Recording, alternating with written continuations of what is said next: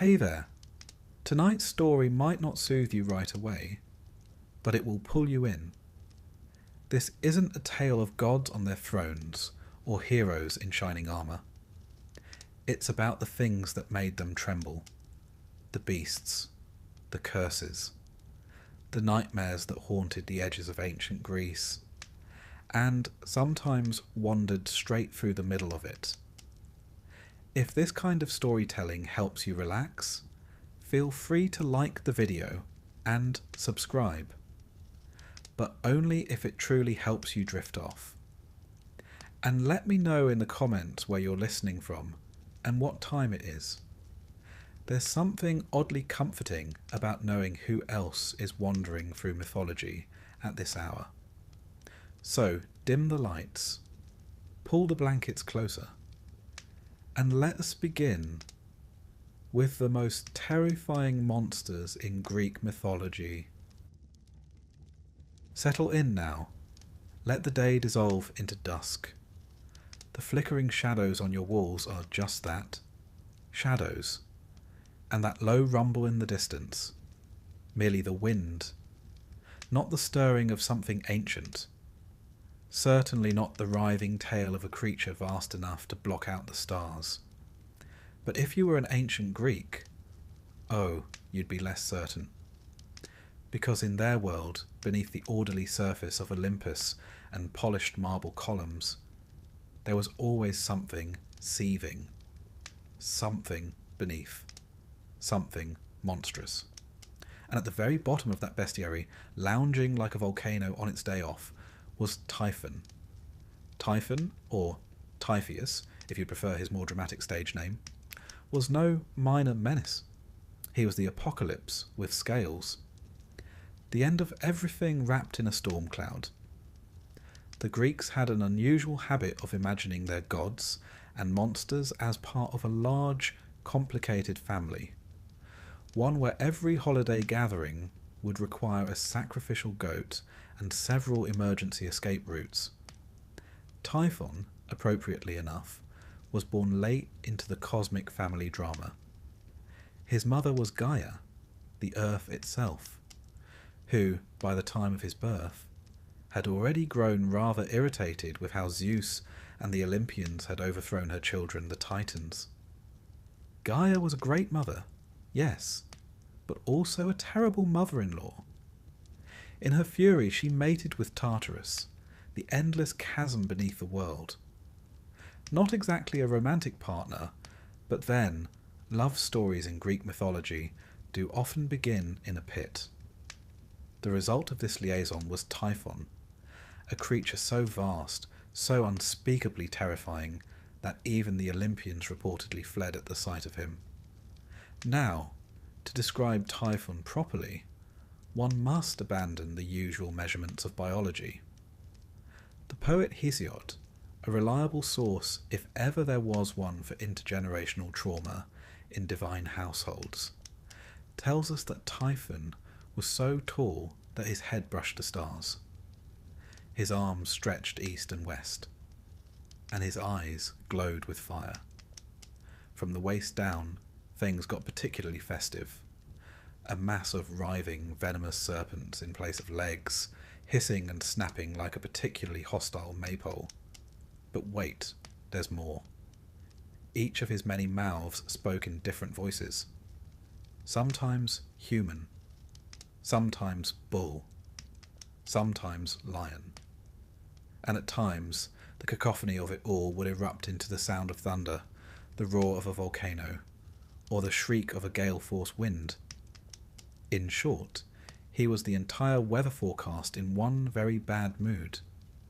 Now, Zeus, ever the confident patriarch, had already dealt with the Titans.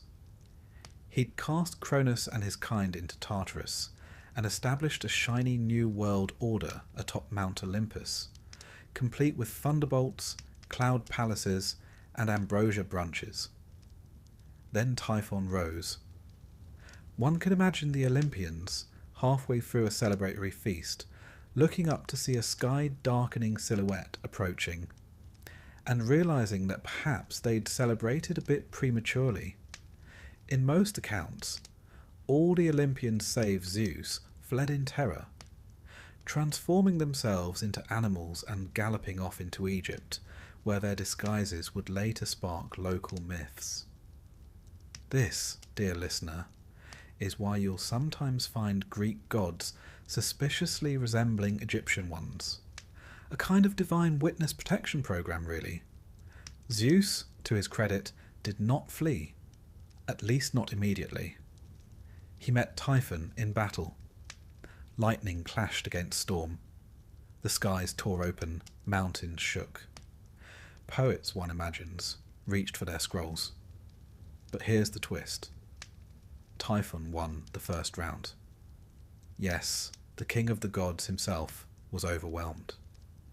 Typhon tore the sinews from Zeus's hands and feet, quite literally de-limbing the ruler of Olympus, and imprisoned him in a cave.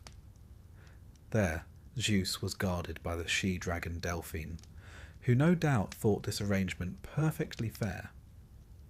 It was only with the help of Hermes and Pan, yes, Pan, the musical goat man who apparently moonlighted as a rescue operative, that Zeus was freed. And once he had his tendons back, thank you Hermes, he regrouped. The final confrontation occurred on Mount Etna, in Sicily, where Zeus unleashed the full fury of his thunderbolts. Typhon fell at last, buried beneath the mountain, where his writhing fury still causes eruptions and earthquakes to this day. So if you ever visit Sicily and the ground trembles underfoot, don't worry, it's just Typhon rolling over in his sleep. All this fire and fury wasn't just a bit of mythological spectacle. The Greeks weren't merely spinning tales to keep children from misbehaving at bedtime, though one imagines it was extremely effective. Typhon served a deeper purpose.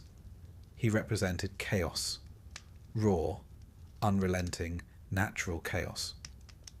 The Greeks were intimately familiar with earthquakes, volcanoes, storms, and all the unsettling little reminders that nature doesn't particularly care about dinner plans.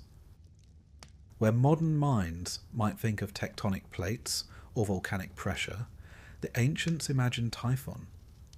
It was a kind of poetry, and, quite frankly, more fun to envision than sedimentary subduction zones. And Typhon was not alone. He was, as mentioned, the father of monsters. With Echidna, half serpent, half something else entirely, he spawned a gallery of horrors. Let's take a brief inventory, shall we? Cerberus, the three-headed dog who guarded the underworld. The Chimera, a fire-breathing fusion of lion, goat, and serpent. The Hydra, with its regrowing heads and poisonous breath. The Sphinx, whose riddles caused more than existential dread. The Nemean lion, whose golden hide couldn't be pierced by mortal weapons. And many others, who we'll meet again as our story unfolds. In a way, Typhon and Echidna are less a couple and more a factory, churning out monstrosities to populate the dangerous edges of the Greek imagination. But how did the ancients depict Typhon? Greek vase painters, never shy about ornamenting their wine jugs with a bit of divine trauma, occasionally gave Typhon a serpentine lower half and dragon wings. Others made him more human-shaped, though still terrifying. His form wasn't fixed, and that's important. Typhon wasn't just a character. He was an idea. He was the fear of the unknown, given just enough shape to haunt your dreams. In the Roman period, Typhon was sometimes merged with other storm deities. The Alexandrian poet Nonnos, writing in the 5th century CE, gave us one of the most dramatic retellings of the Typhon battle. A cosmic symphony of chaos and fury. Not exactly a lullaby, but splendid for dramatic readings. Interestingly, the Egyptians, never ones to miss a good mythic crossover, absorbed some of these ideas into their own cosmologies. The Greeks in Egypt, particularly in Alexandria, sometimes equated Typhon with the god Set, another chaotic desert dweller with a penchant for causing trouble. Cultural diffusion, ancient style. And what became of Typhon? Though technically dead, or rather buried, Typhon never truly left the stage. The volcanoes of southern Italy, particularly Mount Etna, were thought to house his furious breath. When lava poured from the mountain's flanks, it was Typhon's wrath escaping in molten form. In literature and later mythology, Typhon became shorthand for unstoppable destruction. A cosmic final boss. A being whose defeat marked the establishment of order. The victory of Zeus, not just as a powerful god, but as the upholder of structure over chaos. One might say, if a little sleepily, that Typhon is the reason the world doesn't fall apart every Tuesday.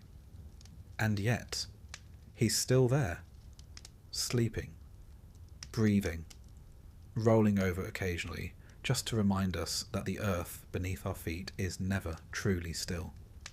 So, dear listener, if you're lying there now in the hush of your room, and you feel the soft hum of the world beneath you, remember, the ancients heard it too. They gave it a name. They gave it serpents for legs and fire for breath. They made it mighty. They made it monstrous. And then they tucked it safely beneath a mountain where it could do no harm, unless the mountain sneezed. We've only just begun our descent into the monstrous. There are more jaws to count, more riddles to solve, and more serpents than any garden would like. But for now, close your eyes. Let the tale of Typhon roll away like a receding storm. Let your thoughts settle like ash on a quiet volcano. The fire has dimmed. The monster sleeps. And so should you. Close your eyes if you haven't already. Let your breathing slow. Let the noise of the day soften, like a harp string falling silent in the dark. You're not in your room anymore. No. Tonight, you're drifting downward, deep into the quiet belly of the earth. Deeper still, into a place not quite mortal and not quite divine. A place where monsters are born. And waiting there, half in shadow, half in shimmer, is Echidna, the so-called mother of monsters. She's not famous, not like Medusa or Cerberus. No statues stand in her honour. No temples call her name.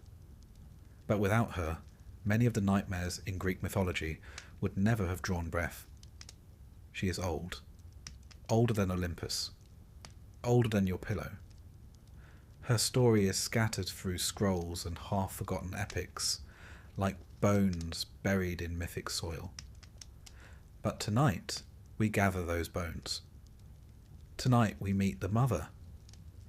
The Greeks, as you may remember, were rather fond of explaining the inexplicable with elaborate family trees. Earthquakes. That's Typhon tossing in his sleep. Madness? A gift from the Furies. A lion with skin too tough to pierce? Well, that's just one of Echidna's babies. She's described, when she's described at all, as half beautiful woman, half coiled serpent. The upper half is alluring, almost divine, and the lower half is a serpent's tail that gleams with oily scales, forever winding, forever listening. There's a certain poetic logic in it, the top to entice, the bottom to consume. Echidna was not just a mother in the physical sense. She was mythological fertility itself, the force that brought monstrous forms into being. She didn't simply give birth to one creature, or two, but to a whole ecosystem of terror. She was paired with Typhon, and what a pair they made. Between the two of them, they birthed virtually every beast that ever gave a Greek hero heartburn. You already know some of their offspring. Cerberus, the three-headed hound who guarded the gates of the underworld like a bouncer at the most exclusive club no one wants to enter. The Hydra, who added heads faster than you could chop them off. The Chimera, a fire-breathing hybrid so confused it probably needed a map just to walk. The Sphinx, the Nemean lion, Orthrus, the Caucasian eagle that pecked at Prometheus's liver day after day, all hers. Quite the maternity ward, really. But who was Echidna? And why did the Greeks imagine such a being? The answer, as always, lies in fear and fertility. In the ancient world, the wilderness was not a place for leisure hikes and panoramic selfies. It was dangerous, unknown, and crawling with things that hissed. Forests had bandits. Mountains had storms. Caves had gods or monsters, or the gods of monsters. And beneath it all, there was a powerful belief that nature, wild nature, gave birth to the things that frightened you. Echidna was the personification of that belief. She was the wild-made womb, the fertile chaos that lay just beyond the edges of the city-state. Not evil exactly, but untamed. She wasn't meant to be worshipped so much as respected, like the growl in the underbrush or the gleam in a predator's eye. Her name, Echidna, has uncertain roots. It's possibly related to the word for viper, or perhaps it comes from even older languages, predating the Greeks entirely. She may be older than even the stories we use to explain her. It would suit her, being older than memory. Many primordial goddesses are like that, fading into the edges of the mythos while still holding everything together. Echidna doesn't take centre stage in many myths. She's rarely the villain. She's never the hero. She's simply there, breeding, waiting, lurking. And in that quiet, generative presence, she becomes one of the most powerful figures in the mythic world, precisely because she doesn't demand attention. She simply continues. In Hesiod's Theogony, one of the earliest and most influential Greek texts, Echidna is described as a nymph who lives in a cave, devouring all men who pass. Now that could be metaphorical, or perhaps she simply liked her snacks fresh. Either way, she was clearly not someone to meet on a stroll.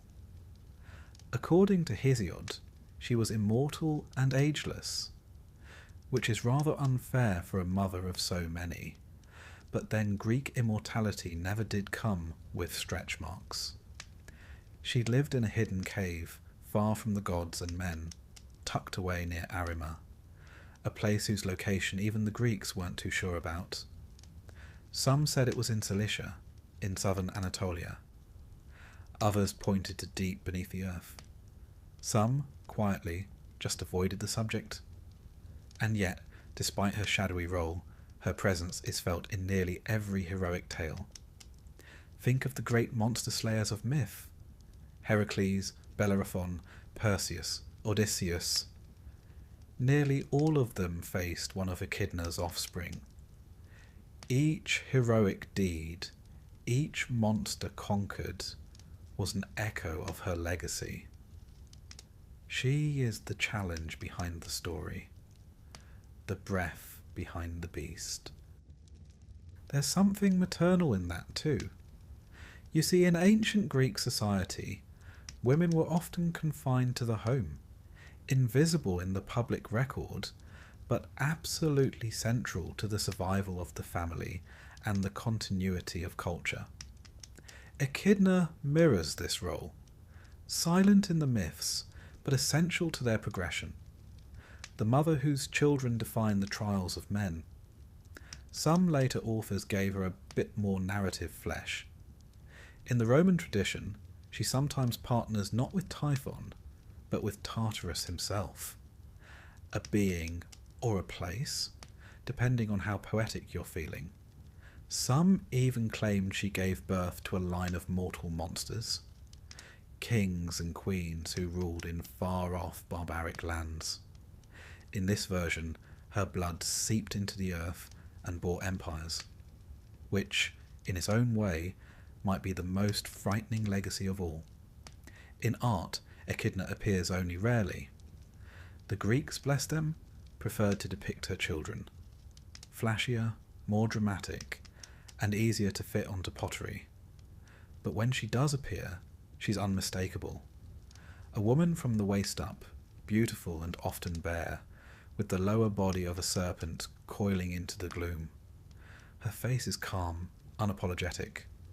She is not a monster writhing in agony. She is not begging to be understood. She is simply Echidna. And what a strange power that is, to be monstrous without remorse, to be feared but not villainous, to give birth to terrors and never ask forgiveness for it. In modern times, her name has survived in biology.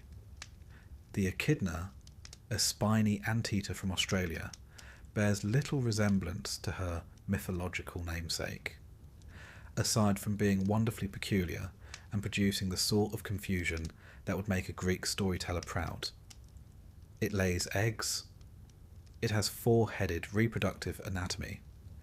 It is shy, ancient, and seems entirely unaware of how absurd it looks. One suspects Echidna would be flattered, but back to her myth. Echidna's story fades gradually after the early sources. As Greek thought shifted from oral epic to philosophy, monsters like her were explained away. Natural causes. Allegory. The torchlight of logic was being turned toward the dark corners of myth, and many of those shadows scattered, but not all. In the Renaissance, and even in modern fantasy literature, the trope of the mother of monsters lives on. You'll find her echoes in Tolkien's Ungoliant, in Lovecraft's Shub-Niggurath, in video games and novels, and the minds of anyone who's ever wondered, but where did the first monster come from? It always comes back to Echidna, because even now, when the world is mapped and measured, and most of the dragons have been replaced by tax forms, we still feel that tug at the edges. That sense that something wild, something ancient, still breeds beneath the surface. The Greeks gave that feeling a name. They gave it a shape. They gave it a mother. And so, as you lie there tonight, drifting just on the edge of sleep, know that you are not alone. The cave still waits. The coiled tail still stirs. And the mother of monsters still dreams beneath the earth, birthing horrors in her sleep. She does not roar. She does not chase. She simply exists. And that, perhaps, is the most terrifying thing of all.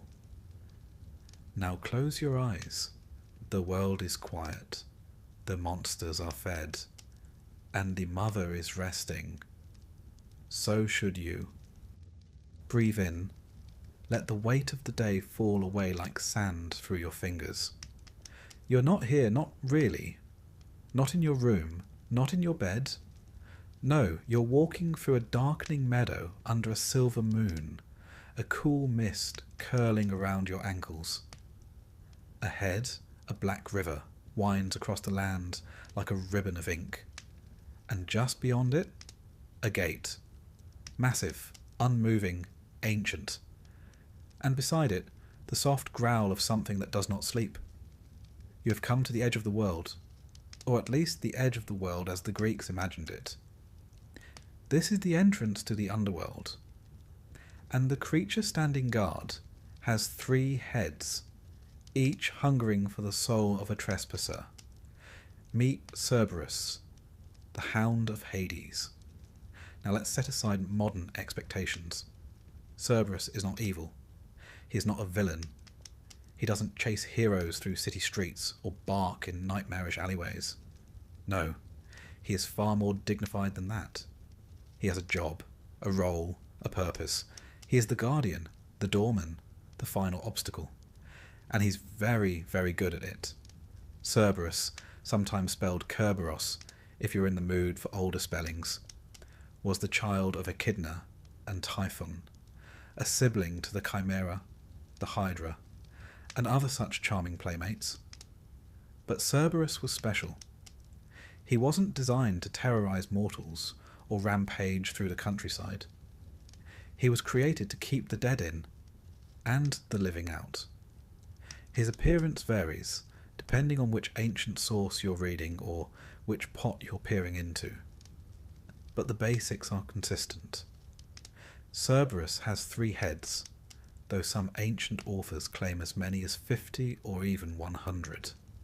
He has a mane of snakes, eyes like lanterns, and sometimes, depending on the poet's mood, a serpent for a tail.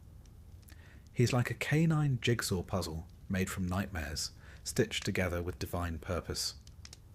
But let's focus on the 3 heads. Why 3? Well, scholars and sleepy philosophers have debated this for centuries.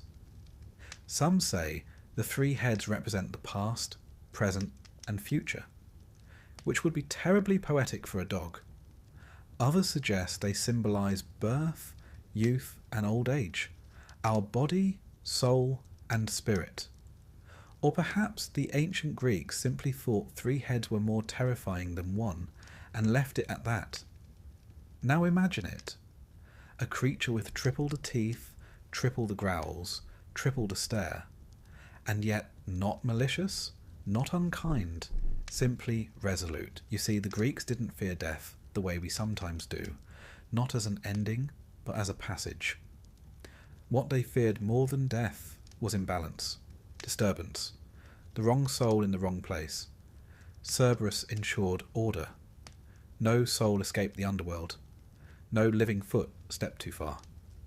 He was, in essence, the boundary. You may be wondering, what was it like, this underworld?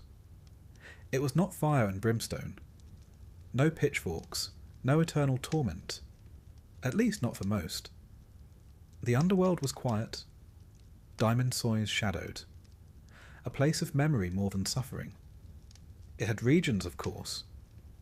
The blessed went to the Elysian fields, green and gold with eternal ease. The punished were sent to Tartarus, where monsters and titans writhed, and the rest simply wandered. Shades among shades. Cerberus guarded them all. But as with all good monsters, he did occasionally face opposition. After all, Greek heroes were a meddlesome bunch, always leaping gates and barging into places they had no business being. Take Orpheus, the musician. He played his lyre so beautifully that even stones were said to weep. When his wife Eurydice died, Orpheus descended into the underworld to fetch her back. He didn't fight Cerberus, he played for him. And the hound, overcome by the mournful melody, lay down his head and wept, or perhaps simply dozed. Either way, Orpheus passed. Then there was Heracles, or Hercules, as the Romans later called him, who was tasked with bringing Cerberus to the surface as one of his 12 labours.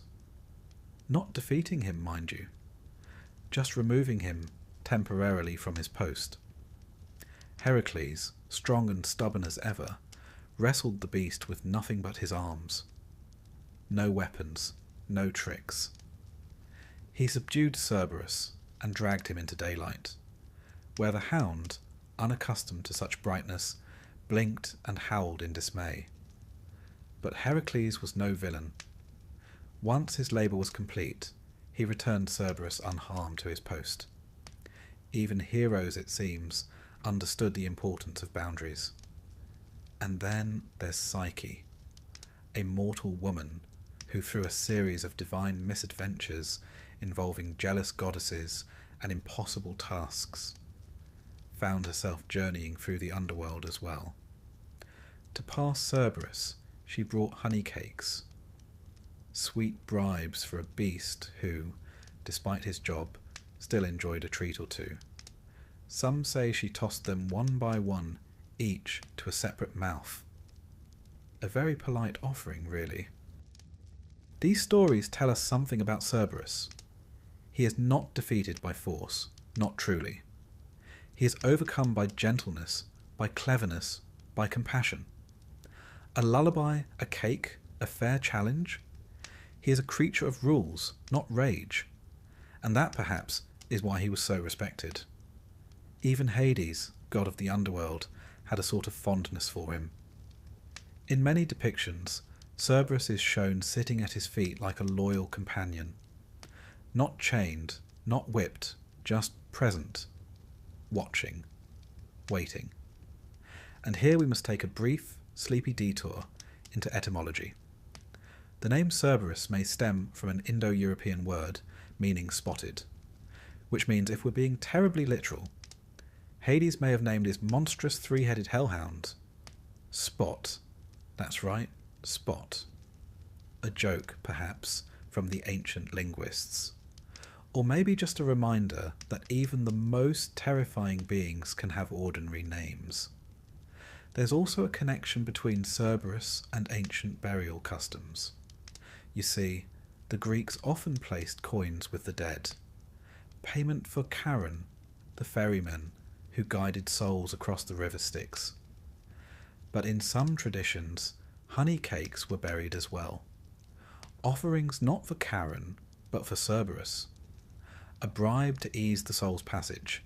A gift to the guardian. Something sweet for the sentinel. It's easy to forget, amid the snarling imagery, that Cerberus was not cruel. He didn't torment souls. He didn't hunt them. He simply ensured they stayed where they belonged. In a world where chaos was always licking at the edges of order, Cerberus was a gate that held firm. In Roman times, the image of Cerberus endured. Poets like Virgil described him in the Aeneid, where the hero Aeneas must also pass the hound to reach the realm of the dead. Again, the method is familiar. Soporific treats. Sleep, not struggle.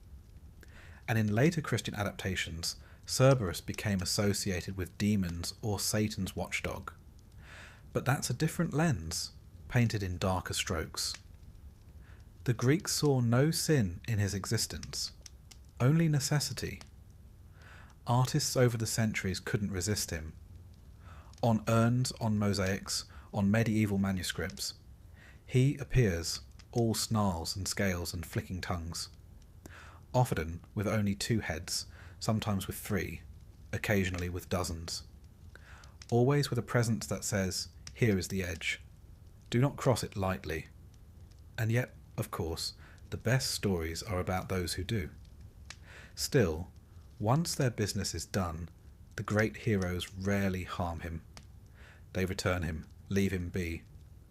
Cerberus is not the villain to vanquish, but the challenge to honour. There's something comforting in that, isn't there? A monstrous dog who does not chase but guards, who snarls not from malice but duty, who lets you pass if you are clever or kind or brave enough to earn the right. And as you lie there, perhaps with a dog curled at your feet or snoring down the hall, you might smile at the thought that in the ancient world, even the threshold between life and death had a guardian who wagged his tail for music and drooled for honey. Cerberus was terrifying, yes, but only to those who tried to cheat the rules. He never hunted the innocent, never strayed from his post. He stayed, eternal and watchful, at the gate, a beast of legend, a child of chaos, and still, somehow, just a very good boy. So rest now. The night is calm, the gate is closed, the guardian is at his post, his 3 heads laid gently on stone, watching the road behind you, keeping the silence intact. No need to run, no need to fear. You are not trespassing tonight. You are only drifting. Sleep well, and let Cerberus keep the watch. Let your body settle. Let the weight of your limbs fall into the mattress, like stones sinking gently into a clear pool. The night presses in softly, like a curtain drawn with care. And beneath that hush, somewhere distant, somewhere ancient, is the quiet ripple of a marsh. A breathless wetland, choked with mist. Something stirs beneath the surface. Something with too many eyes. Tonight, we drift toward the swamps of Lerna. There, in the stagnant, steaming waters, lived a creature so persistent, so impossibly difficult to kill, that it took a demigod with a club, a sword, and a bit of divine backup just to slow it down. This is the tale of the Lernaean Hydra, a creature of heads and venom, born of chaos and left to thrive in the shadows. You've probably heard of the Hydra, even if only vaguely. In popular imagination, she's become a symbol of problems that grow worse the more you try to fix them. Cut off one head and two more rise. A rather discouraging metaphor for anyone with a to-do list. But the Hydra wasn't just a metaphor. To the ancient Greeks, she was very real, and very much in the way. Her origins, as with so many monsters in Greek mythology, trace back to Echidna and Typhon, the mother and father of monsters. They didn't so much raise their children as release them, scattering their spawn across the map like little living challenges for the heroic youth of the age. The Hydra was one of their more impressive creations. She lived in the swamp of Lerna, not far from the city of Argos, and was said to be a massive, coiling, many-headed serpent. The number of heads varies depending on the poet. Some said 7, others claimed 9. A few, feeling especially dramatic, went as high as 100. But no matter the count, they shared one troubling feature. They didn't stay dead. When one head was severed, 2 more would sprout in its place, like an enthusiastic weed that took pruning as a personal challenge. And if that weren't enough, her blood was said to be so venomous that even its scent could kill. Her breath was toxic, her bite fatal, and the very ground she walked, or rather slithered, upon was poisoned. She didn't even need to chase her prey. They simply wandered too close, and nature did the rest. Now, Lerna itself was already a place of mystery. In Greek thought, it was one of the gateways to the underworld, a liminal space where the veil between worlds was especially thin. The swamp, always still, always steaming, was feared for its depths and secrets. It was said that no one who entered came out unchanged, or at all. What better place, then, for a creature like the Hydra? When Heracles, known to the Romans as Hercules, was tasked with his second labour, it was not merely a matter of finding the Hydra and waving a sword. No, this was a test not just of strength, but of ingenuity. He arrived with his nephew Iolaus, who, depending on the version of the myth, was either his charioteer, his assistant, or just someone who'd made the mistake of tagging along on the wrong day. At first, Heracles did what Heracles does best. He swung his club. Heads flew, splendid cracks echoed through the marsh. But no sooner had one head fallen than 2 more pushed up from the bleeding stump, hissing with renewed fury. Imagine the frustration. One can almost hear Heracles sighing. It was going to be one of those days. The swamp around them boiled with Hydra fury. Heads darted, fangs flashed, and yet Heracles refused to retreat. Instead he adapted. With Iolaus at his side, he developed a new strategy, cauterization. Each time Heracles lopped off a head, Iolaus would dash in with a burning torch and sear the wound closed, preventing regrowth. Teamwork. Efficient, if a bit smoky. Eventually, only the central head remained, the immortal one. Yes, as if regenerating heads weren't enough, The Hydra had a head that simply could not die. Heracles wrestled with it, finally severed it, and buried it beneath a massive boulder. Because if you can't destroy something, at least make it inconvenient to access. To finish the task, Heracles dipped his arrows in the Hydra's blood, infusing them with a poison so potent that it would later spell doom even for other heroes. Those arrows would go on to kill the centaur Nessus, which in turn would lead to Heracles' own death. But that's a story for another night. What matters now is that the Hydra had fallen. The swamp went quiet, and the labour was complete. Well, mostly. In one version of the myth, Heracles was denied credit for the labour because he received assistance from Iolaus, which honestly seems a bit harsh. But the gods were nothing if not fond of fine print. Still, the tale endured. The Hydra became a symbol of impossible problems, ones that required not brute strength alone, but patience, precision, and a helping hand. A reminder that monsters often outnumber swords. But what did the Hydra mean, really? Why did the Greeks imagine such a creature? Part of it, of course, was the landscape. Swamps were feared in the ancient world. They were mysterious, disease-ridden, and impossible to navigate. They swallowed people without a sound. The Hydra, then, was a personification of the danger lurking in these places, a visible form for an invisible threat. But there's also a philosophical dimension. The Hydra represents the nature of struggle. Not all problems die when struck. Some divide, multiply, return fiercer than before. The ancient Greeks knew that. Their world was full of uncertainty, plague, war, famine, betrayal. You could win a battle and lose a kingdom. Solve one crisis and find two more waiting behind it. The Hydra, coiled in her marsh, was that truth made flesh.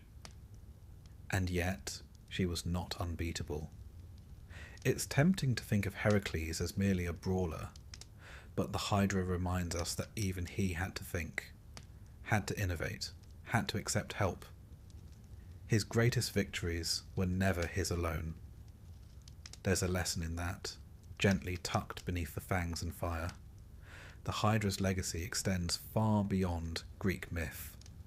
Her name has become a literary device, a political metaphor, a psychological symbol. In every era, people have faced Hydra-like problems, those complex recurring challenges that seem to multiply the more we engage them. And still, we remember the torch, the cauterization, the cleverness. In ancient art, the Hydra was a favourite subject. On painted amphorae, she coils and strikes, heads twisting like braids in the wind. Sometimes she is dragon-like, sometimes more serpentine. Heracles is always there, grim and sweating, club in one hand, torch in the other. The scene is dynamic, chaotic, but always frozen just before resolution. We don't see the moment of victory, only the effort. Perhaps that's fitting. In Roman times, the Hydra was reshaped a bit, more monstrous, less symbolic, but she never lost her place in the pantheon of horrors. Later, in Christian allegory, she became a stand-in for sin, for heresy, for whatever needed smiting with dramatic flair. But the essence remained, a creature that could not be defeated by ordinary means. In some Renaissance retellings, the Hydra became almost seductive, a feminine monster, part woman, part serpent, echoing older fears of the wild and the unknown. The swamp became not just a place, but a metaphor for desire, temptation, and danger. But strip away the centuries, and we return to the still waters of Lerna, to the mist, to the hiss. Imagine it now. You're standing on the edge of the marsh. The reeds part with a rustle. A low ripple moves across the water, and then a head, long, narrow, fanged, rises into view. Another follows, then another, until the night blooms with serpents. 100 eyes blink. 100 tongues taste the air. You take a step back, not from fear, but from awe, because this isn't evil, this is ancient power. Chaos wrapped in elegance. A puzzle, not a curse. And somewhere far off, a torch flares in the darkness. A hero steps forward, not to slay, but to understand. So rest now. The Hydra sleeps again in her swamp, coiled beneath lilies and mud. Her heads no longer hiss. Her breath no longer poisons. She dreams of fire and rain, of battles lost and won. And you? You are far from Lerna now, safe beneath your blankets, where no heads multiply and no blades are needed. The marsh is still. The torch is out. And the monster, like you, is at peace. Sleep deeply, and let the world remain quiet.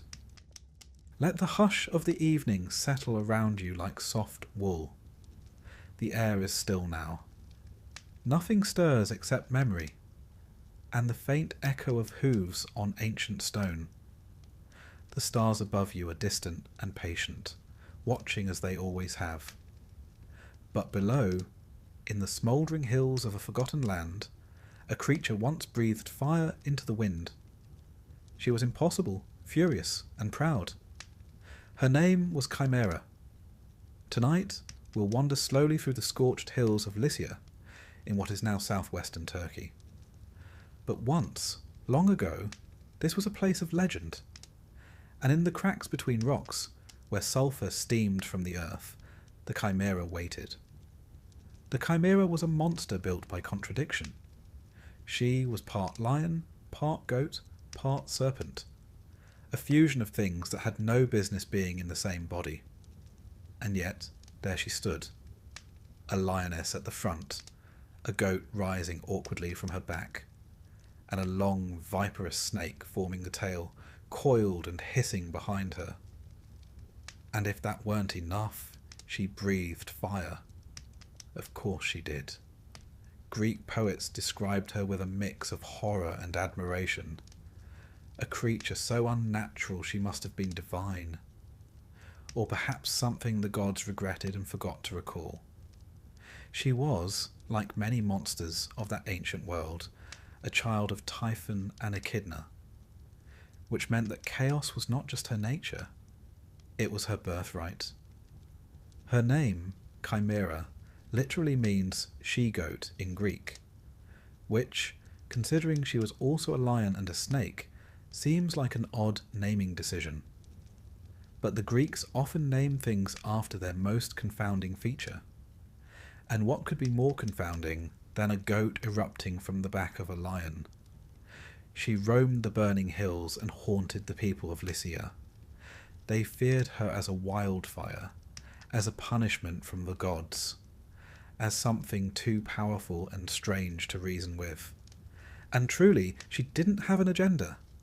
She didn't demand sacrifices, or build empires, or leave cryptic riddles. She just existed, and scorched everything around her. Now, why would a monster like this take root in Lycia?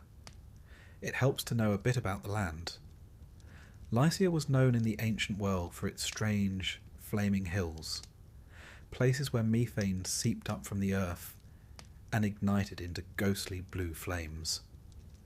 Even today, at the site called Yanatash, flaming rock, fires still burn from the ground, flickering mysteriously. To the Greeks, such phenomena had to have a cause. Fire from nowhere? Clearly something monstrous was to blame. So they imagined the Chimera, a creature who breathed these flames and lived beneath the rocks. Myth, after all, is how the Greeks explained the impossible. The most famous story involving the Chimera comes from the saga of Bellerophon, a hero not as well known today as Heracles or Odysseus, but just as bold. Bellerophon was a prince, or possibly a fugitive, depending on whom you ask. He ended up in Lycia, under complicated circumstances, and found himself sent on a mission that was, frankly, meant to kill him. The king of Lycia, hoping to rid himself of this inconvenient guest, ordered Bellerophon to slay the Chimera.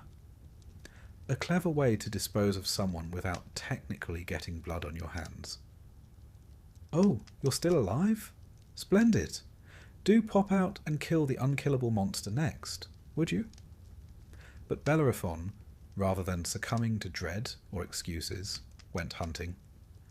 Now, it's important to note that Bellerophon had a secret weapon, or rather, a winged one. He had managed, through prayer, perseverance, and a golden bridle from the goddess Athena, to tame Pegasus, the winged horse.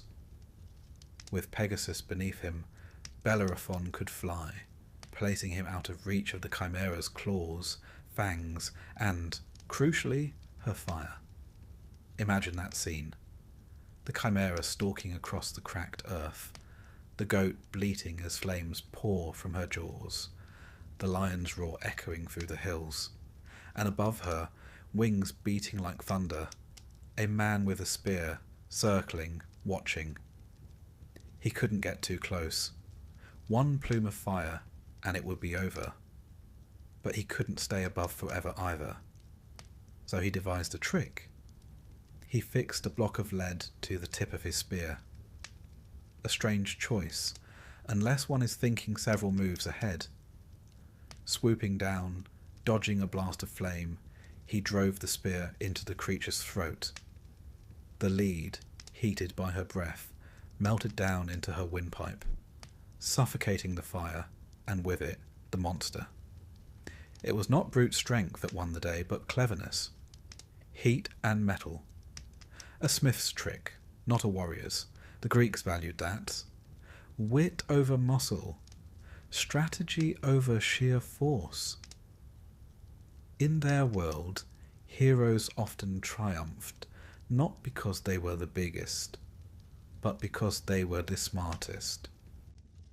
And so, the Chimera fell. The fire quieted. The people of Lycia breathed easier. Bellerophon returned, not just as a survivor, but as a hero, though, as with many Greek heroes, his story would not end so smoothly. He grew proud, too proud, tried to fly to Olympus itself, and Pegasus, wise beast that he was, threw him before reaching the heights. But that's another tale. The Chimera, for her part, was buried in the hills. The flames, some said, were her breath still leaking through the cracks of the earth. Even today, the fires at Yanatash still burn. Some believe them to be eternal. Others know they're just gas. But there's something undeniably haunting about flames that never die. In later traditions, the Chimera evolved. She was no longer just a creature. She became an idea. Chimera came to mean anything impossible, any fusion of things that should not exist together, a dream too strange to be real, a metaphor for excess.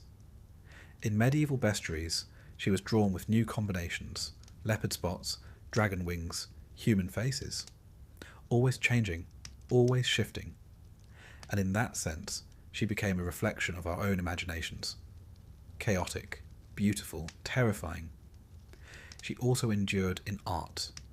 On pottery and coinage, she appears snarling, breathing fire, claws arched. Usually with Bellerophon above her, spear drawn, the moment before victory, or the moment before something goes terribly wrong. The Greeks loved that tension, that breath between triumph and tragedy. And what of her deeper meaning? To the Greeks, monsters were rarely just monsters. They were warnings, reminders, reflections. The Chimera, with her 3 bodies and burning breath, might represent uncontrolled imagination, dreams without boundaries, or the dangers of hybrid things, neither one nor the other, but both. A symbol of the unknown, of the unnatural. Or perhaps she was just a creature of fire, given form so that people might understand the earth they stood on. That, after all, is the quiet genius of mythology. It gives shape to confusion, a face to fear, a story to stand where silence once was.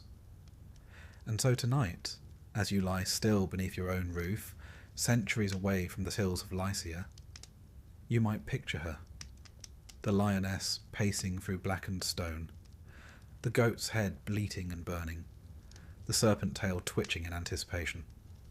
She is not coming for you. She never was. She was born, she raged, she was defeated, and remembered. That's all any monster asks. Now the hills are quiet, the fires dim. Pegasus flies on. And Bellerophon, prideful and fallen, is long gone. But the chimera remains. Not as threat, not as curse, but as story. Sleep now. The wings have passed overhead. The flame is just a flicker. The beast is at rest. And so are you. Close your eyes now. Let the soft tide of silence lap gently at the edges of your thoughts. There is no hurry, no weight of waking hours. Just the breath in your chest and the drifting stories of the old world. Tonight, we do not go underground or into the swamp. We do not follow lions or serpents or beasts with too many legs.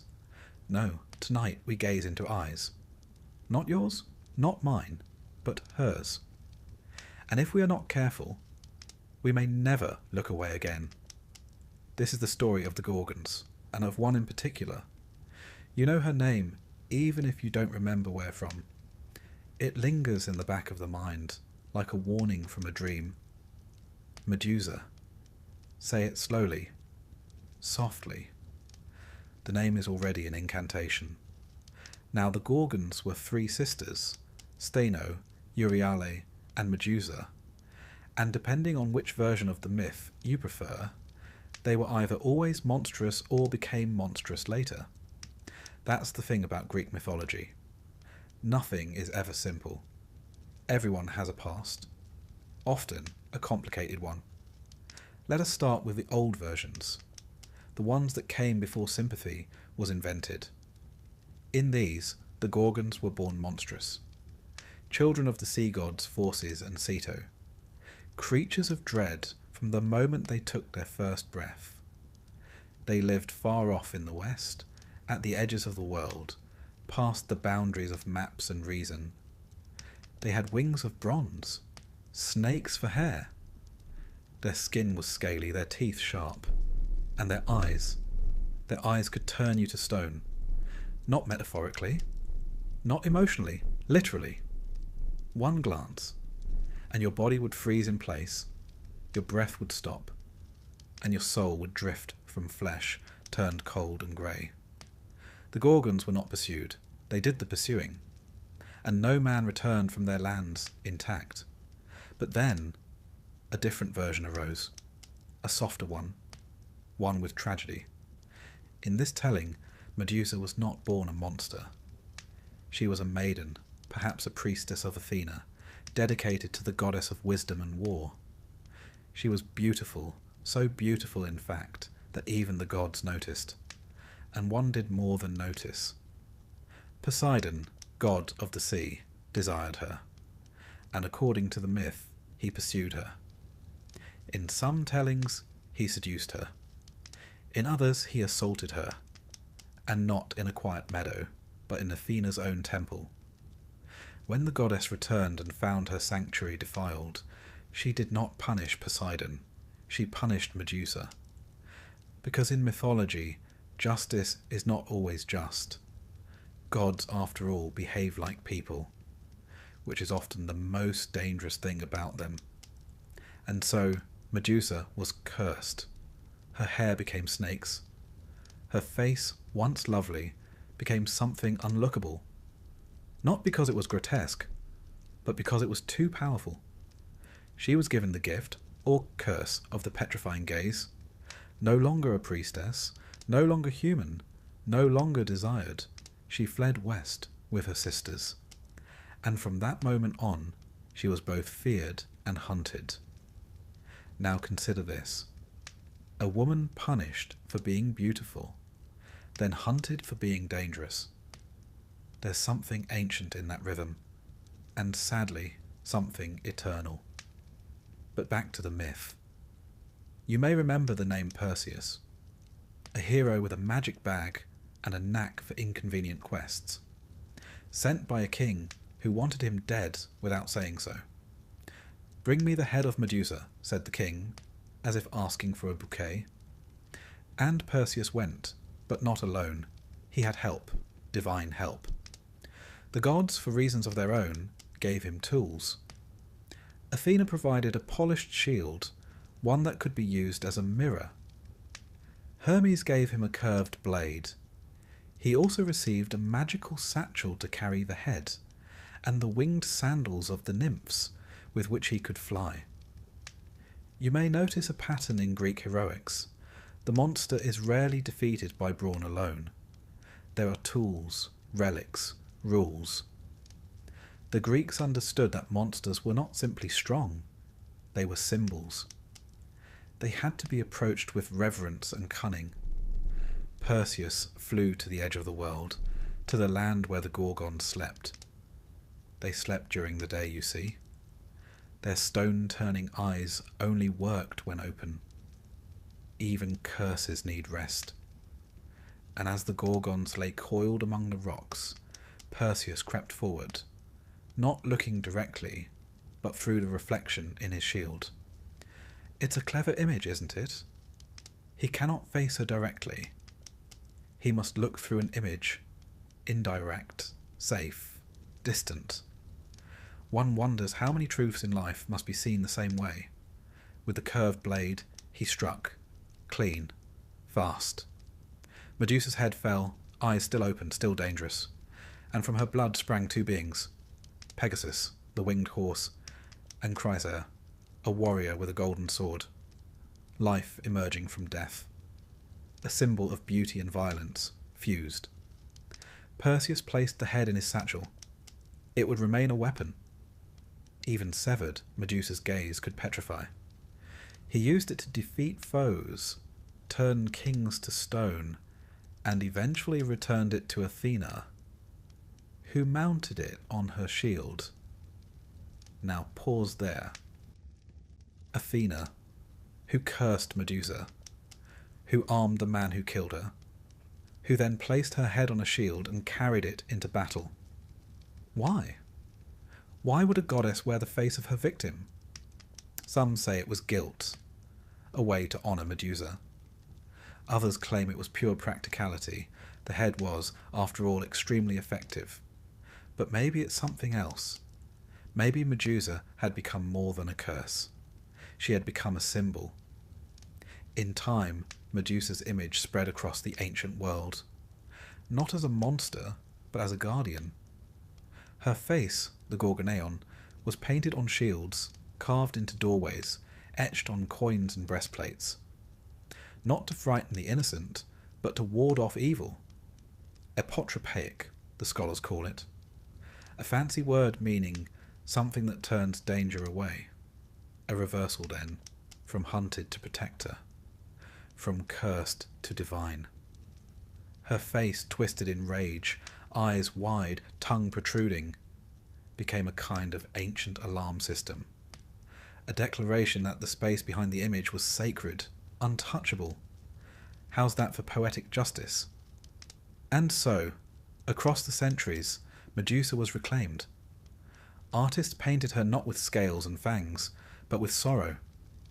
Her hair was not snakes, but symbols. Her story was not one of terror, but of transformation. In the Renaissance, poets reimagined her. Painters softened her features. In the modern world, she became a feminist icon. The woman punished for her beauty, transformed against her will, then demonized for surviving. Is she still terrifying? Yes. But perhaps not for the same reasons. And what of her sisters? Stheno and Euryale, the immortal Gorgons, often go unmentioned. They weren't slain, they weren't cursed anew. They remained wild, winged, grieving. Their names mean strong and far-roaming. They were perhaps even more terrifying than Medusa, yet less famous. That too is a kind of curse, to outlive your sister and be forgotten. But somewhere, in the mythology between lines, they still fly. Not quite villains, not quite mourners, just shadows across the edge of the world. And here we arrive at the heart of it. The Gorgons, and Medusa in particular, are not monsters in the way we understand them. They are protectors, victims, warriors, goddesses. Their image, born of fear, becomes a kind of shield, not to harm, but to defend. Think of it. A face so powerful, it turns violence to stone. Not through fists, not through flame, but through the act of looking. What is more dangerous than a woman who cannot be looked upon, and who, in turn, sees everything? Tonight, let us not fear her. Let us imagine her not as a beast with snake hair and a bloodied stare, but as a figure walking the border of myth and memory. Not chasing you, not hunting, simply watching, guarding. Perhaps she stands outside your window now, not to petrify, but to keep watch, to hold back whatever else the night might bring. Sleep beneath her gaze. You are safe? The monsters she once faced are long gone, and she, Medusa, has become something else. No longer victim, no longer villain, but a quiet goddess of the threshold. And you, dear listener, are on the peaceful side of that line. Sleep now. Let the stone turn back to flesh. Let the hair become wind.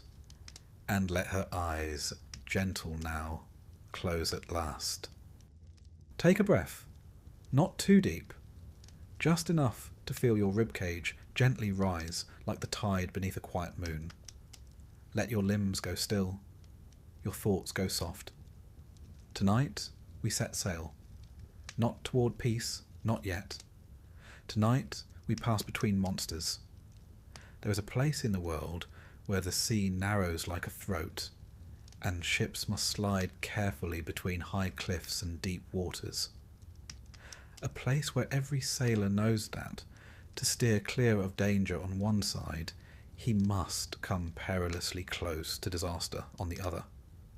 This place, very real, very present, is the Strait of Messina, between Italy and Sicily. The ancients knew it well, but they saw more than water, more than current. They saw jaws, they heard voices, they named the dangers that lurked there, gave them form and history and appetite. On one side stood Scylla, and on the other, Charybdis. If you were to ask an ancient Greek sailor which was worse, he might pause, shrug, and say, "Depends on how you'd like to go." Scylla lived in the cliffs. She didn't move much, just enough to ruin your day. She perched in her cave, high above the waves, and waited for ships to come close. And when they did, she reached down, fast, efficient, hungry. Homer tells us she had 12 legs, long and lean, stretching from her waist like some monstrous spider, and 6 long necks, each ending in a terrible head with 3 rows of sharp teeth. Her voice was like the yelp of puppies, pitiful and high, but her bite was something else entirely. She didn't tear ships apart. She didn't breathe fire or crash waves. Number. She plucked sailors from their decks like olives from a bowl, 1 for each head. 6 men gone before anyone could scream. Odysseus saw it happen. He'd been warned by Circe, the sorceress. Steer close to Scylla, she told him. You'll lose a few men. It's horrible, yes, but better than Charybdis. Charybdis will take the whole ship. And so he did. He clutched the tiller, teeth tight, and watched as Scylla struck. 6 men, lifted, flailing, screaming. Then silence. It was not a battle. It was a toll. And she took it, as she always did. But who was Scylla before this? There are stories, softer, sadder, that say she was once a girl. Not divine, not monstrous. Just a girl who walked the shores and loved the sea. And one day she caught the eye of Glaucus, a sea god. He loved her. She did not love him back. He, in desperation, went to Circe, begged her to make him irresistible. But Circe, you see, loved Glaucus, and Scylla, by simply existing, had ruined that love. So Circe did what goddesses so often do in myth. She punished the woman. She poisoned the spring where Scylla bathed. And the next time Scylla stepped into the water, she changed. Her body stretched, her legs twisted, dogs burst from her skin. She screamed, and kept screaming, until she found herself in the cliffs above the sea, no longer a girl, no longer anything at all. She wasn't evil. She just became. And she stayed. On the other side of the strait, the water boils. That is where Charybdis waits.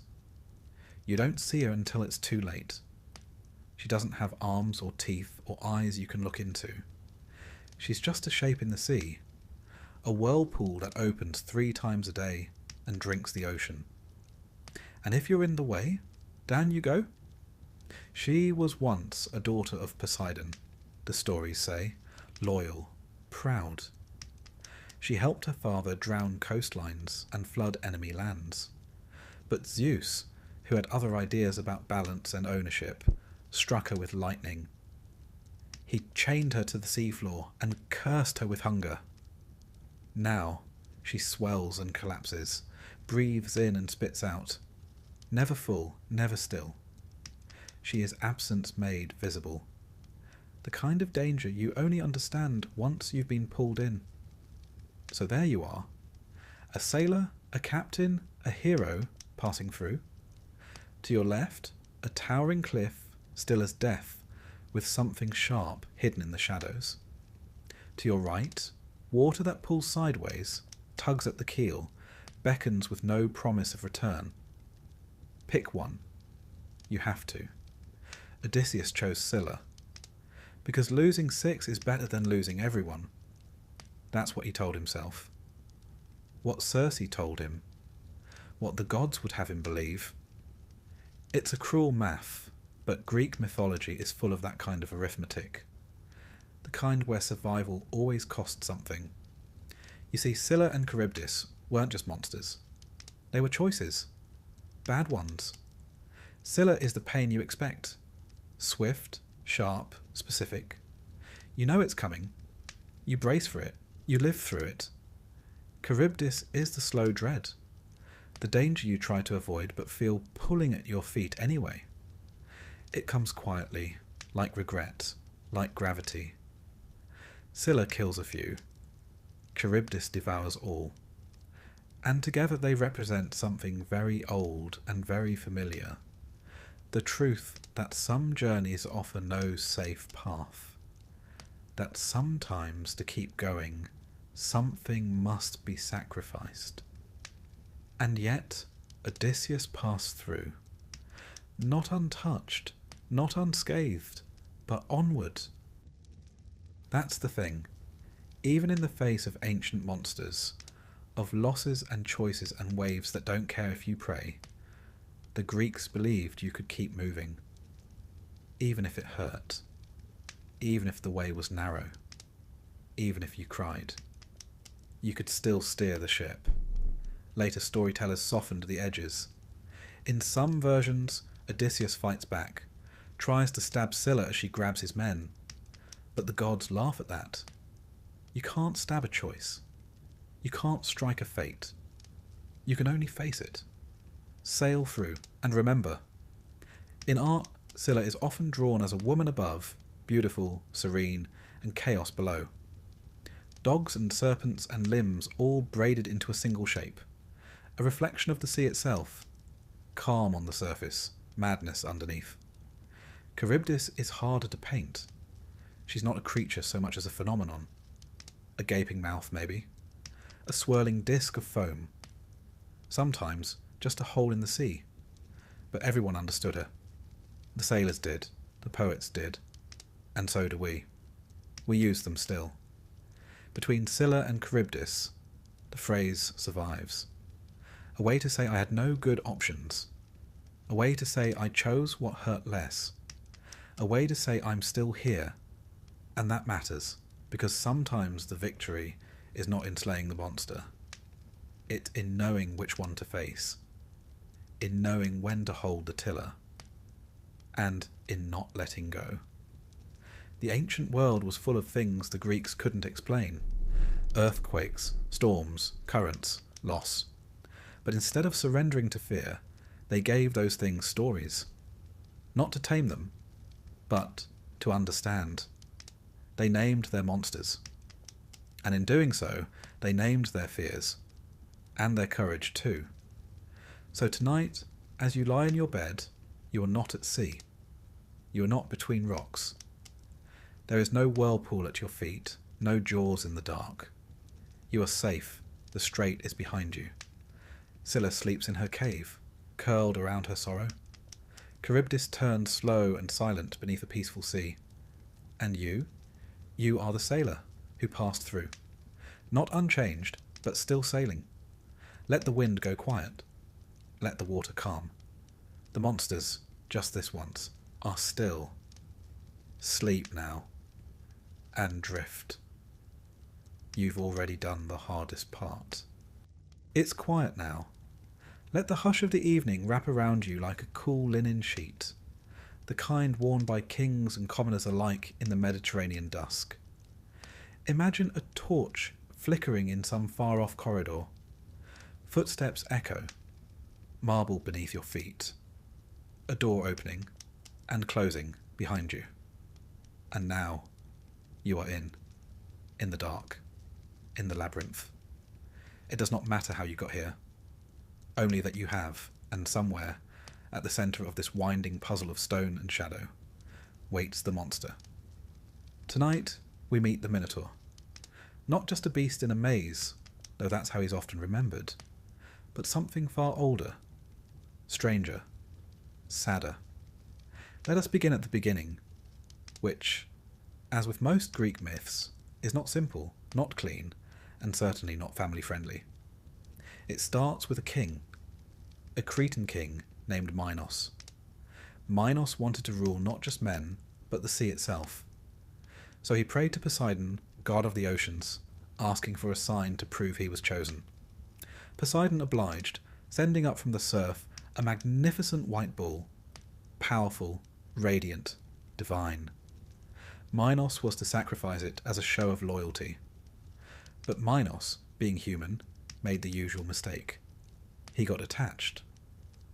The bull was too perfect, too beautiful. Surely the gods wouldn't mind if he kept it and substituted a lesser one for the altar. They minded. In particular, Poseidon minded. And as punishment, the god cast a strange desire into the heart of Minos' wife, Queen Pasiphae.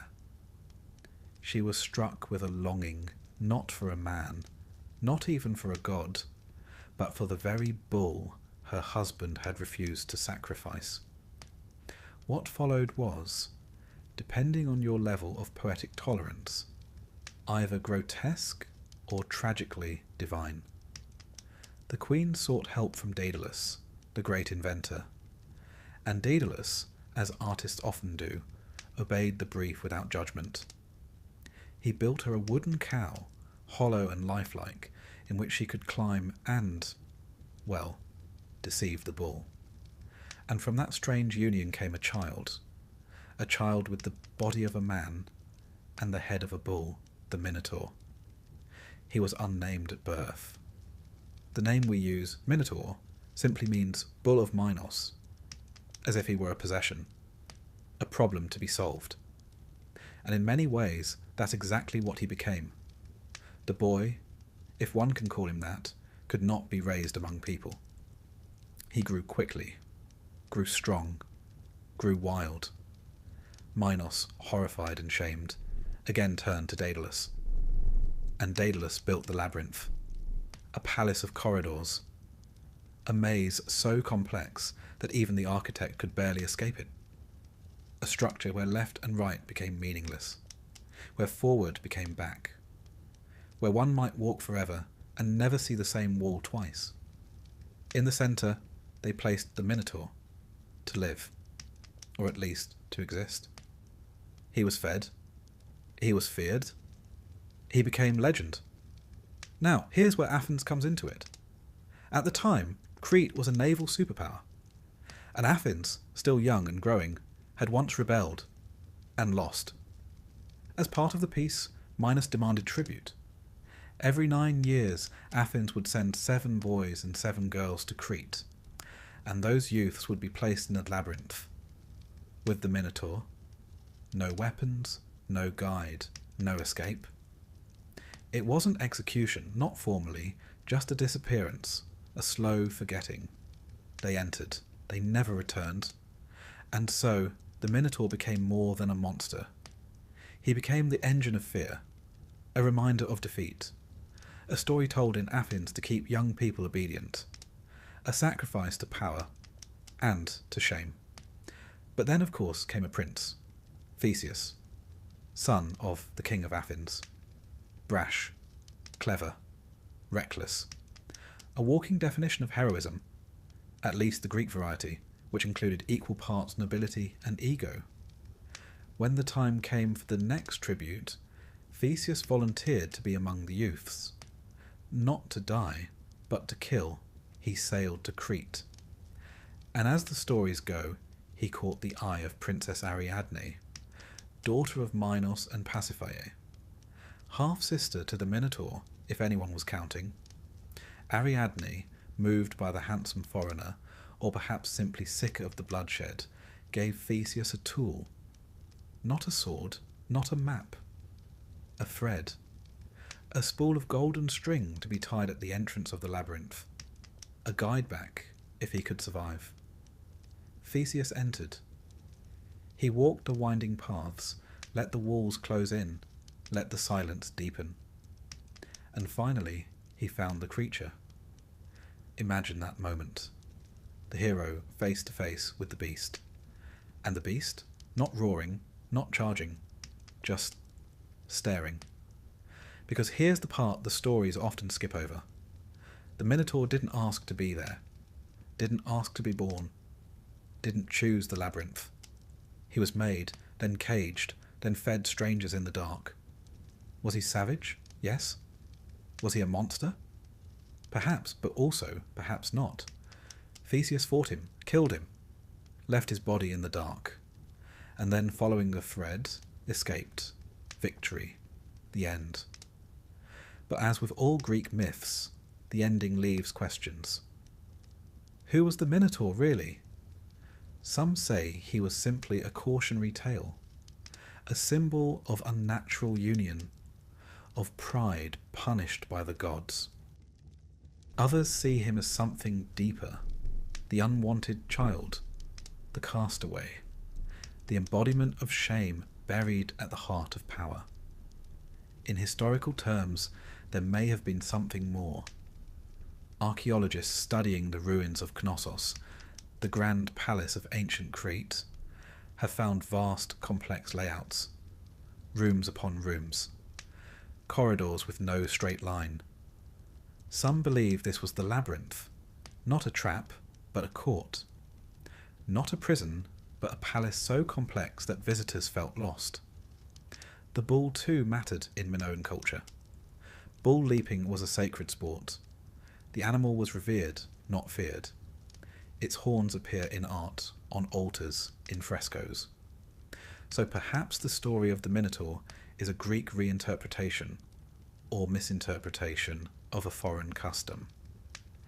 The Athenians, after all, loved a good narrative, especially one where they, the clever city of democracy and reason, triumphed over the strange islanders with their bulls and their rituals. It is history retold by victors, dressed in myth. But whatever the truth, the story has endured. The image remains. A beast in a maze. And the maze? Oh, the maze is the most important part. Because it's not just a building. It's a metaphor. The labyrinth is the mind. The past. The trap of guilt. The structure we build to contain what we don't want to face. And the Minotaur. He's what we've placed at the centre. A fear. A memory. A mistake. Something we would rather forget. And so we wall it in. But it never goes away. It waits. Walk far enough into yourself, and you'll find it. And then, if you're very lucky, or very brave, or very foolish, you'll find the thread. And come out again. Theseus did. He left the labyrinth, but not without cost. He abandoned Ariadne on an island. Reasons vary. Some say he was ungrateful. Others say Dionysus claimed her. But the result was the same. Betrayal. He returned home.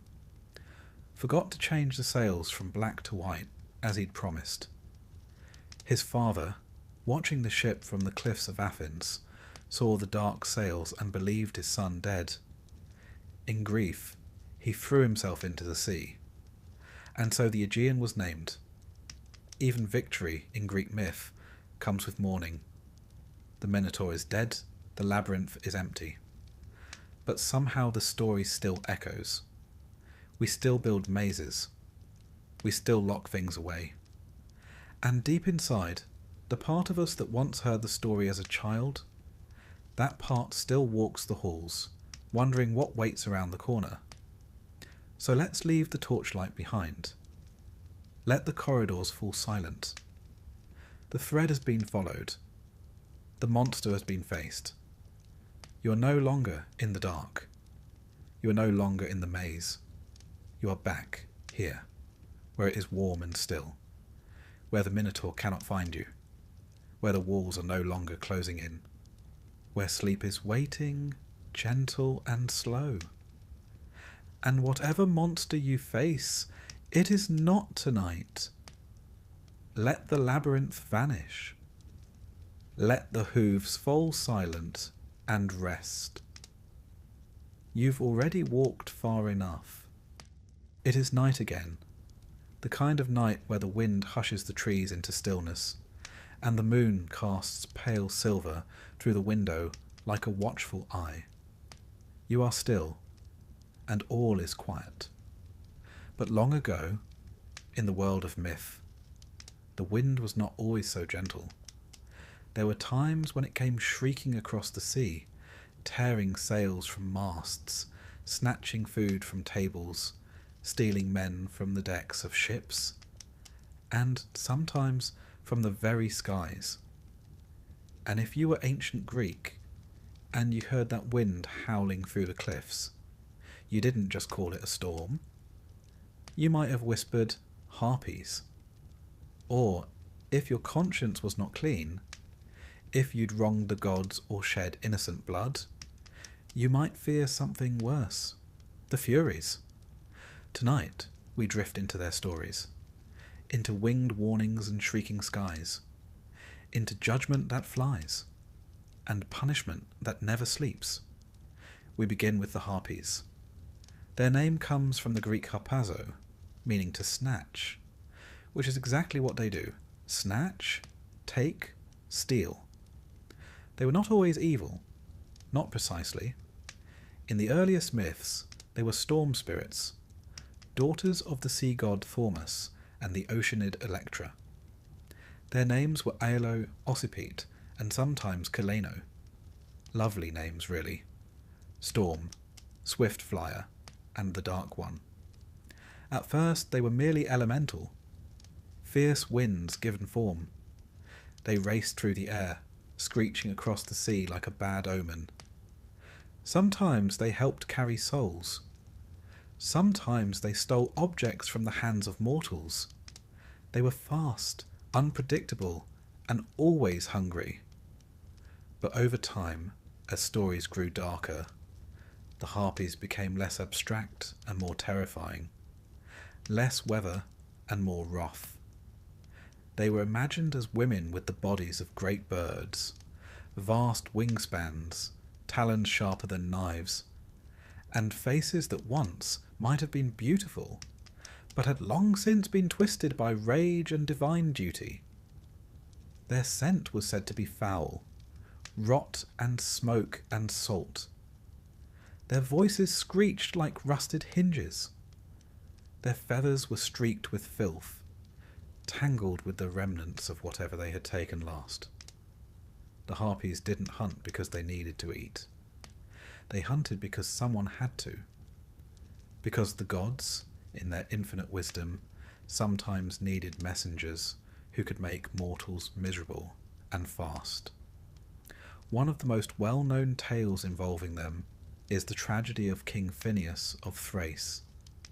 Phineus had a gift, the power of prophecy, but he made the mistake of revealing too much truth.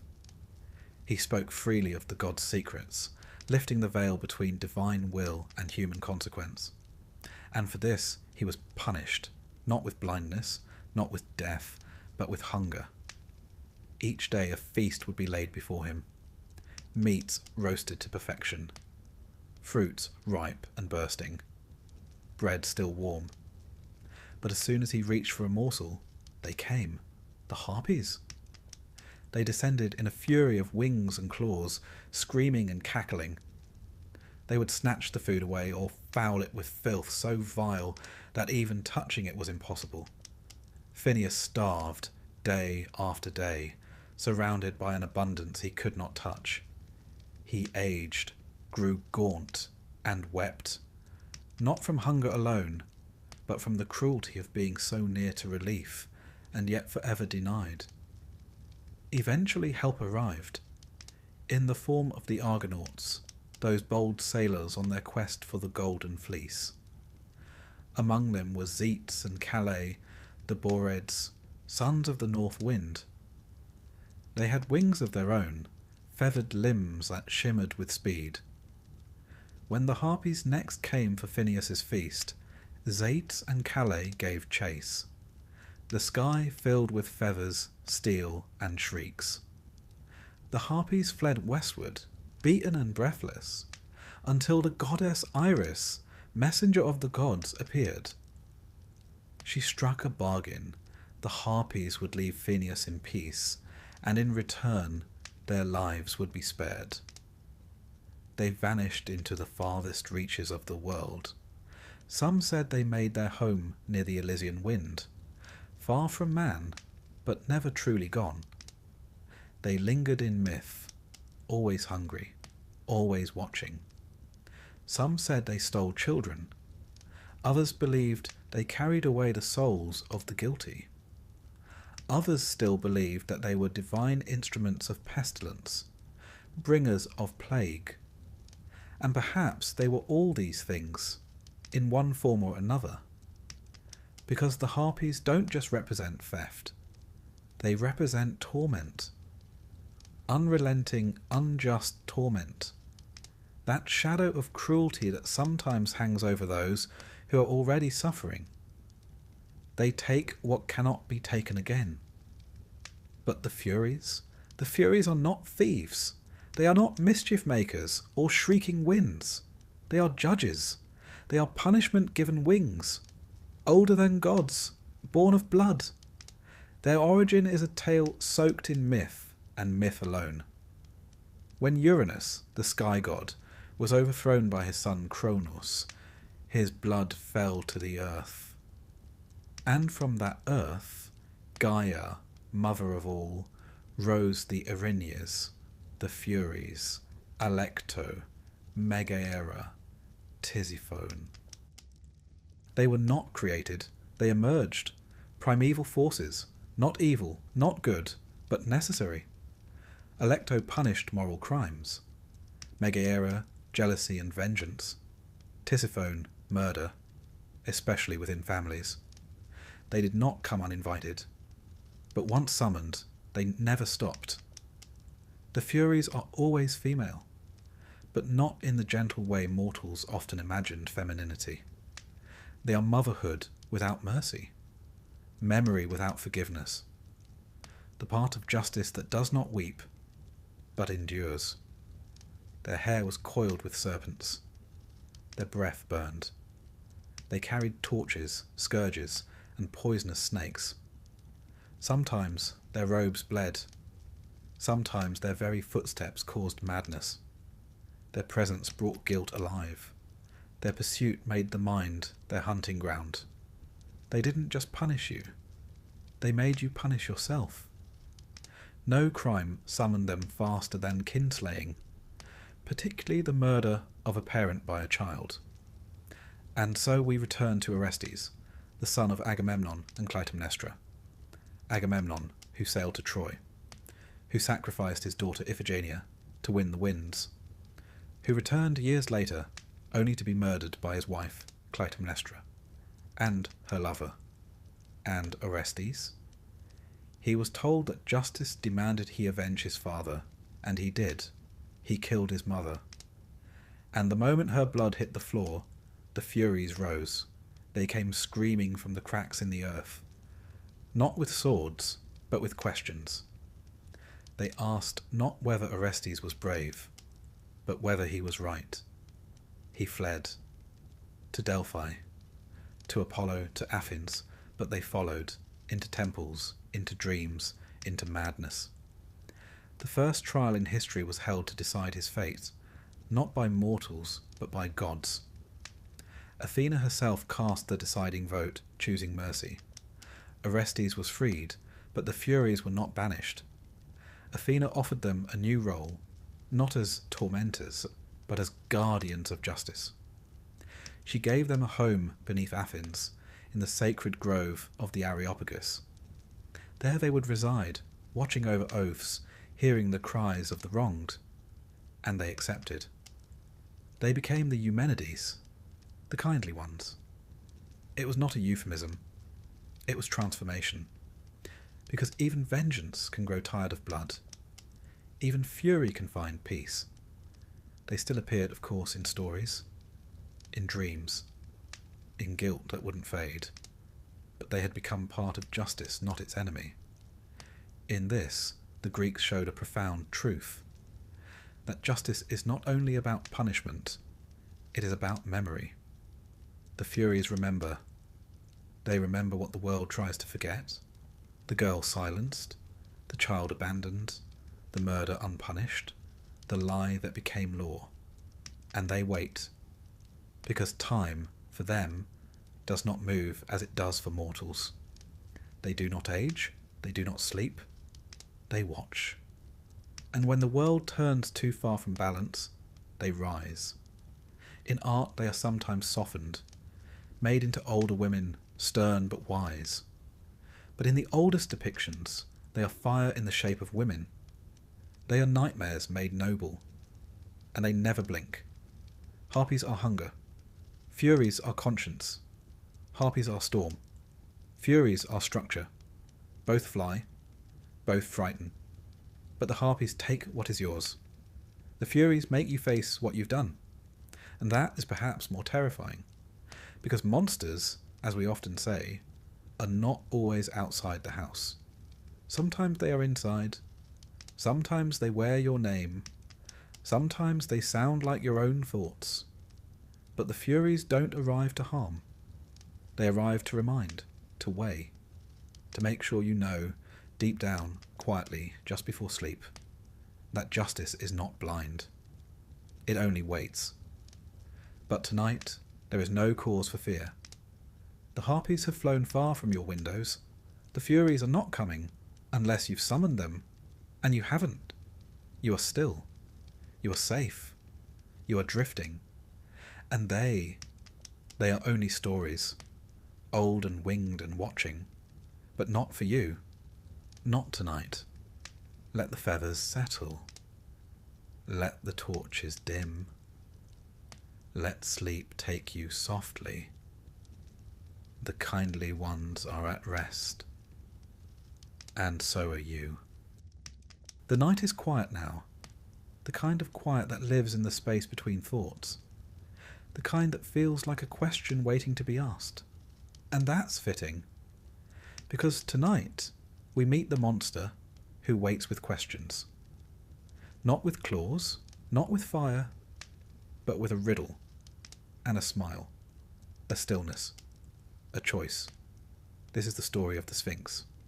Not the Egyptian one, that grand, silent guardian of sand and sun. Number the Greek Sphinx is something else entirely. Not a monument, but a challenge. Part lion, part woman, part bird, and all mystery. She sits outside the city of Thebes, on a rock just high enough to see the road, just low enough to be seen. Her wings are tucked in, her gaze unblinking. She does not chase. She does not move. She waits. And when someone passes, she speaks. One question, answer correctly, and she lets you go. Answer wrong, she devours you. But let's begin not with her end, but her origin, which, like many things in Greek mythology, is half divine, half uncertain. The Sphinx was said to be the daughter of two monstrous parents, Orpheus, the two-headed hound, and the Chimera, herself a creature stitched from lion, goat and serpent. Others say she was born of Echidna and Typhon, the same pair who spawned so many of the terrors we've met on this journey. But while her siblings raged and clawed and burned, the Sphinx was given a quieter weapon, intellect. She was sent, some say by the gods, others say by fate, to punish the city of Thebes. Hera may have sent her, angry over an old insult, or Hades, in need of balance, or perhaps it was simply the gods being gods, petty, patient, and fond of difficult lessons. Either way, the Sphinx appeared. She took her place outside the gates of Thebes, and there she stayed. She didn't destroy the city. She didn't demand a tribute. She didn't scream or threaten. She asked a riddle. What walks on 4 legs in the morning, 2 at noon, and 3 in the evening? No hints, no elaboration. Those who tried to pass her without answering, or who answered poorly, were caught in her claws and torn apart. Not out of malice, simply because that was the price of failure. Thebes was paralysed. Trade slowed. Travellers vanished. The field went untilled. The people cowered behind their walls. Their future held hostage by a single sentence. Not a dragon, not a war. A question. And that's what made the Sphinx terrifying. She didn't punish through brute force. She punished through uncertainty. Her victims were not the weak. They were the unprepared. To face her was to gamble with your understanding of the world, to risk not just your life, but your certainty. And so, the question remained, waiting, until one day a man arrived, Oedipus. His name echoes through time, known now for the strange tragedy of his fate. But on this day, he was still only a traveller, weary, clever, and already marked by prophecy. He had left his home in Corinth behind, believing he could outrun a curse, that he would kill his father and marry his mother. And in trying to escape that fate, he walked straight into it. But not yet, for now he was just a man on the road to Thebes. And on that road he met her, the Sphinx. Her eyes fixed on him. He did not flinch. She asked her riddle, and he answered. Man, in childhood he crawls on 4 legs. In adulthood he walks upright on 2. And in old age he walks with a cane, as with 3. The answer was simple. Obvious, perhaps. Once you heard it. But no one else had. No one else had looked at the riddle and seen not a trick, but a truth. That life itself is a riddle. That time shapes us. That we change, not just in form, but in need. Oedipus understood the riddle not as a puzzle, but as a pattern. And with that answer, the Sphinx was undone. She didn't curse. She didn't cry. She simply leapt from her rock and fell. Her body dashed against the cliffs, her wings snapping, her silence sealed. Why? Some say she was bound by magic, that once her riddle was answered, her purpose was spent. Others say she died of shame, unable to bear defeat. But perhaps she chose to go, because a riddle once solved is no longer sacred. A mystery once unravelled cannot remain a monster. And she was never really a beast, she was a question. And now she was done. Thebes rejoiced. Oedipus was hailed as a hero, married the queen, and became king. But you know, or perhaps remember, that this was not a happy ending. Because the man he killed at the crossroads, his father, and the queen he married, his mother. The riddle he solved was only the first. The harder one, the one about who he truly was, would take much longer to answer, and cost him everything. But that is another story. Let's linger here just for now, with the Sphinx. Because she's more than a monster. She is the moment before understanding. She is the stillness before speech. She is the test that cannot be passed by strength, only by reflection.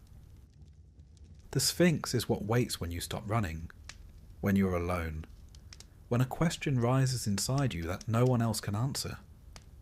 She is not an enemy. She is a gate, and every one of us must pass her. Sometimes once, sometimes again and again.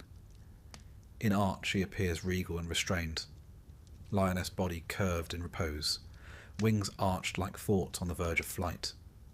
Her eyes distant, not cruel, not even curious, just waiting. In the most famous depiction, a verse from the 5th century BCE, she sits on a pillar. Oedipus stands below thinking. That's all. No drama, no violence. Just a question, and a man trying to find the shape of its answer. The Greeks didn't draw her with fire or gore. They didn't need to. Because the Sphinx is terrifying not for what she does, but for what she requires. She requires you to know yourself. And there's no weapon for that, only thought. Even now she waits in our stories, in classrooms, in crossroads, in quiet moments before dawn. She lives wherever a question is asked that might change you. And she doesn't threaten, she challenges. There is something oddly comforting in that. All the monsters we've met so far, they lash, they howl, they hunger. The Sphinx? She only asks. And sometimes what she offers, that moment of understanding, is worth the risk. Because knowledge, like all sacred things, must be earned. And what we learn in silence often stays with us longer than what we learn in fire. So if you ever find yourself standing before her, not in a myth, but in a moment, don't panic. Breathe. Think. The answer may not come right away. It may feel impossible, but it is there, and she will wait. Not kindly, perhaps, but patiently, because that is what the Sphinx does. She waits for us to grow into our answers. And now she is gone. Her cliff is empty, her wings folded for good. And you, dear listener, have passed. You have walked the road, faced the riddle, spoken the words, and now you may rest. Close your eyes. The question has been asked, the answer given. The monster has stepped aside, and the gates have opened.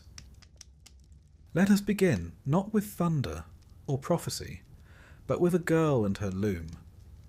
She was called Arachne, a mortal with hands so deft they moved like wind through wool. Her tapestries shimmered with colour and precision, scenes so finely woven they seemed to breathe. People said she must have learned from Athena herself, which was the sort of praise one should never utter too loudly in ancient Greece. Arachne didn't deny it. In fact, she laughed. She said she was better. And that, you see, was a mistake. For the gods of Olympus were not distant, noble deities. They were near, always near. and they didn't particularly like being compared to mortals, let alone outdone by them. So Athena came down from the heavens, her pride pricked like a burr under the skin, and challenged the girl to a contest. 2 looms, 2 minds, 1 divine, 1 human. And Arachne's tapestry? It was exquisite, a panorama of the gods' misdeeds. Zeus seducing women in a dozen disguises, Poseidon ravishing Medusa in Athena's temple, Apollo chasing nymphs who wanted nothing to do with him. The thread glittered with uncomfortable truth. Athena's work, by contrast, was flawless and stern, a depiction of piety and punishment. But when she saw Arachne's piece, she flew into a rage, not because it was wrong, but because it wasn't. She tore it apart and struck the girl down. Then, in that strangely poetic cruelty the gods so loved, transformed her into a spider. And so Arachne still weaves, but without fingers, without pride, without a voice. A cautionary tale, and one that sets the tone. Because in Greek mythology, if a god notices you, it rarely ends well. The Olympians, you see, were not above meddling. They did not dwell on high with benevolent detachment. Number. They peered down, eyes sharp as hawks, looking for beauty, arrogance, wit, or defiance. Anything that might amuse or annoy them. Humans were their toys, their distractions, their cautionary examples. Take Semele, a mortal woman beloved of Zeus. He whispered sweet nothings into her ear and promised her anything she wished, and in a moment of fatal honesty she asked to see him as he truly was, in all his divine radiance. Zeus warned her. He begged her to reconsider, but an oath was an oath, and when he revealed his true form, the brightness alone consumed her, burned to ash. Their unborn child, Dionysus, was saved only because Zeus sewed him into his own thigh, like a strange botanical graft. He was born later, with a head full of vines and madness. Another mortal, Io, suffered a different fate. She caught Zeus's eye, an unfortunate habit of many young women in mythology. To conceal her from Hera, Zeus turned her into a cow. A lovely cow, to be fair, but still. Hera, never one to be fooled for long, demanded the cow as a gift, and assigned Argus, a giant with 100 eyes, to guard her. And so Io wandered, watched always, pursued by a gadfly Hera sent to torment her. She crossed continents, became a legend. Eventually she was restored to human form, but not before learning that divine attention was a form of punishment in itself. Even mortals who never sought glory often found themselves dragged into the gods' schemes. Cassandra was one such soul. She was given the gift of prophecy by Apollo in exchange for her love. But when she changed her mind, as people do, Apollo did not take rejection well. He cursed her. She would still speak true prophecies, but no one would ever believe her. She saw the fall of Troy. She saw her own death. She saw fire and ruin, and no one listened, not once. The Greeks had a word for this kind of tragic arrogance, hubris. It wasn't just pride, it was overstepping. Crossing invisible lines drawn by gods who did not like their creations to become too clever, too bold, or too beautiful. Mortals who rose too high were always brought low.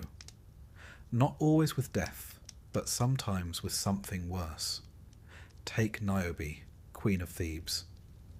She had many children, 12 in some stories, 14 in others, and she made the mistake of bragging that she was more deserving of worship than Leto, who had only 2. Unfortunately for Niobe, Leto's 2 children were Artemis and Apollo. They descended like arrows from the sky. One by one, Niobe's children fell. She wept and screamed and begged. In the end, the gods turned her to stone. A weeping rock carved by grief. And somewhere in Anatolia, the stone still stands.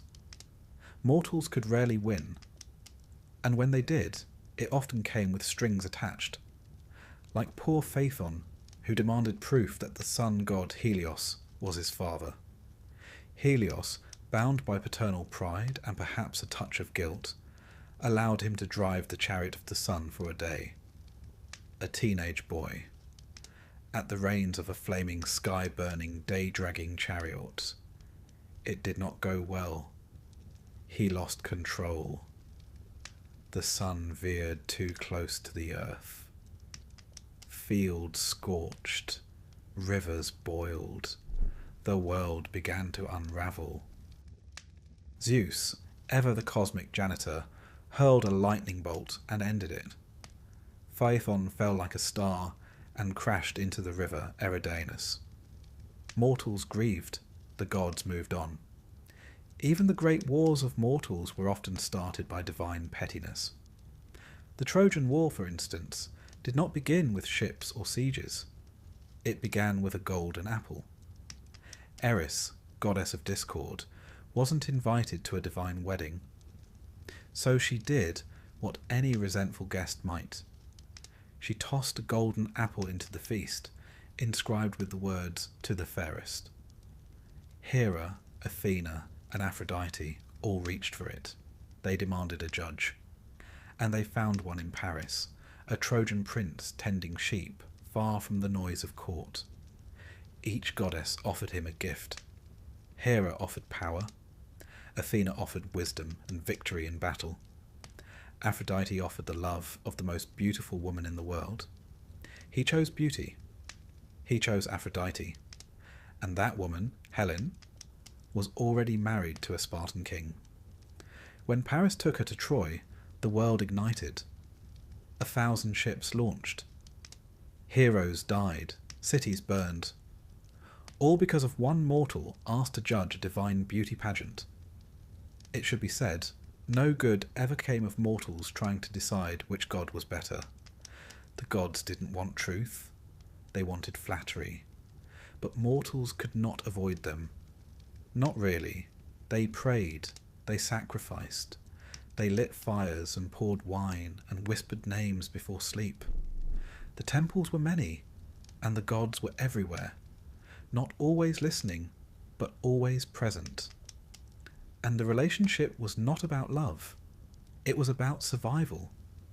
To be immortal was to walk carefully, to give thanks quickly, to take no credit, even for your own genius, to hope, above all, to be overlooked.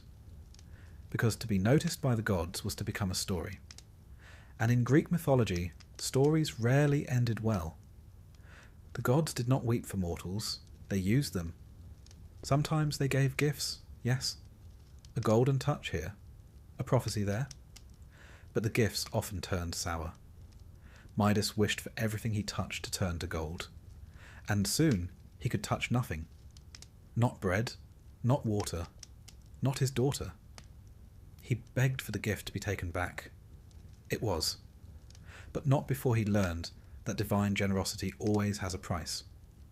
Some mortals tried to outwit fate, but fate was older than the gods. The Moirai, the Fates, spun, measured, and cut the threads of life. Even Zeus could not undo what they wove. Oedipus tried. Told he would kill his father and marry his mother, he fled the home he knew. And in doing so, he fulfilled the prophecy.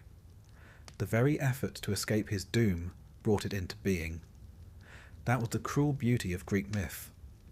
No one was above fate, not kings, not queens, not heroes, and certainly not mortals.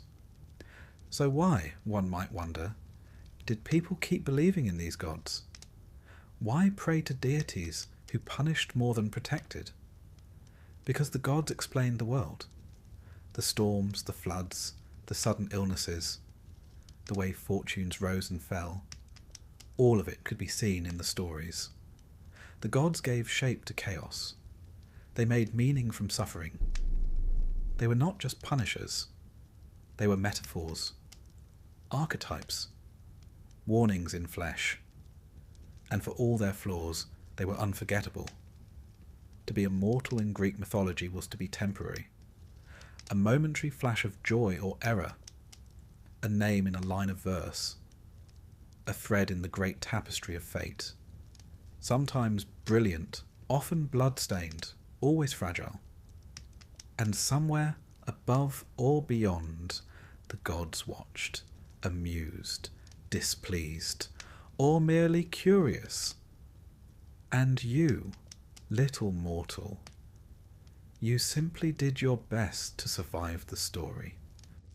It's one thing to make a mistake and suffer for it, but imagine being doomed not because of what you did, but because of what your great-great-grandfather once said to a god, possibly while drunk, and possibly while losing at dice. In the world of Greek mythology, curses were not simply misfortunes. They were legacy items. Heirlooms passed down with the family name. You could inherit your father's nose, your mother's eyes, and a divine malediction that would ruin your entire bloodline for generations. It made for a dramatic family tree, heavy on nobility, light on happy endings. Consider, for example, the House of Atreus, a dynasty so steeped in doom that it makes the average soap opera look like a church picnic.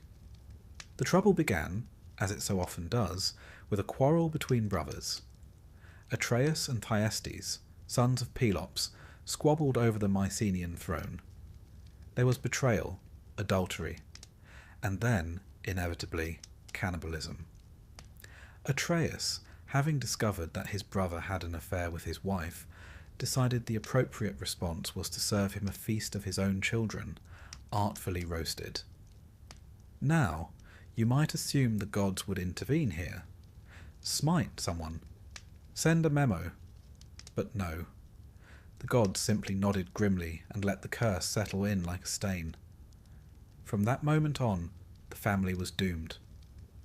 Atreus' son Agamemnon went on to become the commander of the Greek forces in the Trojan War, a great honour.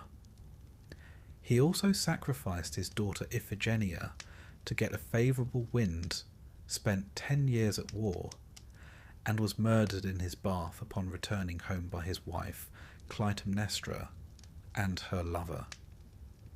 His surviving children then had to decide whether avenging their father was more important than not murdering their mother. A difficult position, even by mythological standards. Orestes, the son, chose vengeance.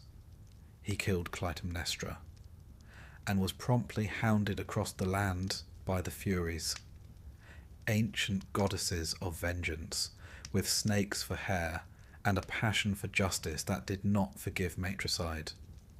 Only with divine intervention and a trial at the Areopagus in Athens was Orestes finally acquitted. But even then, the stain lingered. The House of Atreus was the cautionary tale of cautionary tales. A bloodline cursed with betrayal, madness, and murder. Not because each generation was evil, but because the weight of divine wrath could not be shaken off like old dust. And it wasn't just royal families who suffered this fate. Take Oedipus, poor, unfortunate Oedipus, born to Laius and Jocasta, king and queen of Thebes. Laius, like many mythical men, made a mistake. He abducted a young man, violating hospitality and sacred law. The gods frowned upon this, and a curse was laid. The prophecy came, their child would kill his father and marry his mother. Naturally, they did what any responsible parents might do. They tried to have the baby killed. But the servant they tasked with the job couldn't quite bring himself to do it. He left the child to die on a hillside instead. A shepherd found him. The boy was raised in Corinth, unaware of his origins. Years later, Oedipus, now a young man, heard a whisper of prophecy himself, that he would kill his father and marry his mother. Horrified, he fled Corinth, trying to outrun destiny. But you can't outpace the fates, He met Laius on the road. There was an argument, as ancient fathers and sons are wont to have. A fight broke out. One man died. Later, Oedipus married Jocasta, queen of Thebes, and had children. The truth came slowly, horribly. Jocasta hanged herself. Oedipus blinded himself.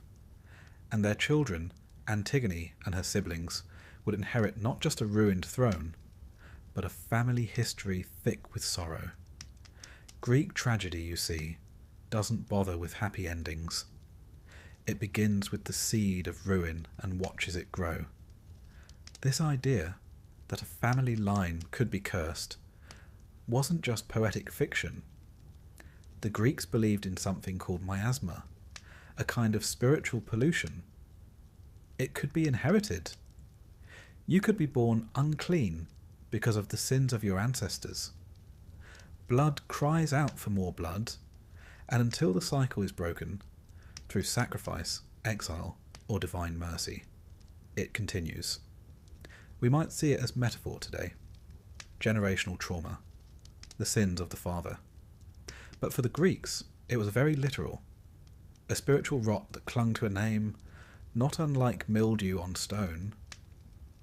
You could change your clothes, your city, even your gods, but the curse remained. And so we find mortals who live in fear, not of what they might do, but what they are, who they are. Perseus, hero and slayer of Medusa, was himself born of questionable circumstance. His mother, Danae, was locked in a bronze chamber by her father, who had heard a prophecy that her child would kill him. Zeus, never one to let bronze get in the way of romance, visited her in the form of golden rain, one of the stranger seduction tactics in myth. Danae conceived. Perseus was born. The king, aghast, did not kill the child, but set mother and son adrift at sea. They survived.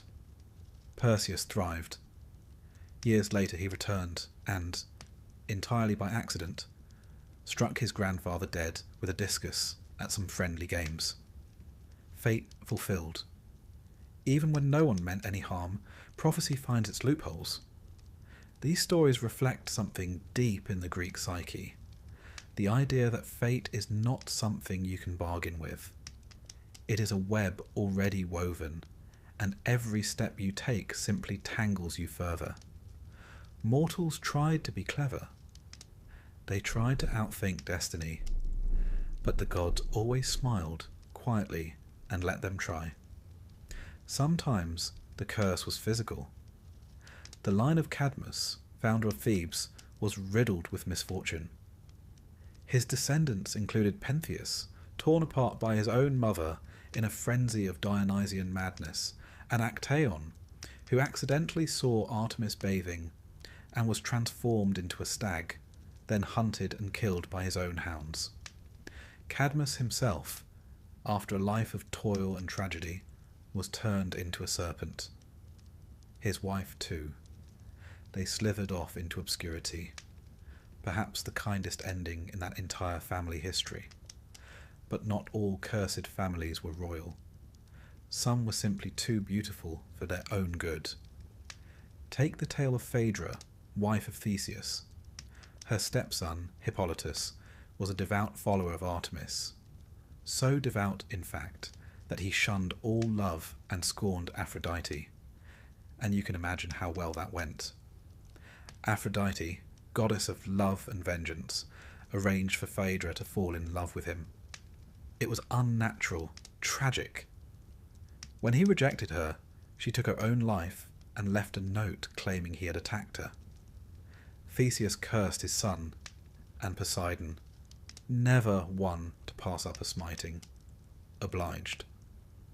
Hippolytus died, dashed against the rocks by his own chariot horses. You could die because your family was cursed, or because a god wanted revenge on someone you reminded them of, or simply because you existed in the orbit of doomed people. Misery was contagious.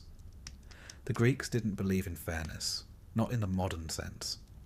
They believed in Moira, one's share, one's portion of fate. Some were given great glory, others were given ruin, sometimes both. But what about redemption, you might ask? What about mortals who escaped the curse? They're rare, but not impossible.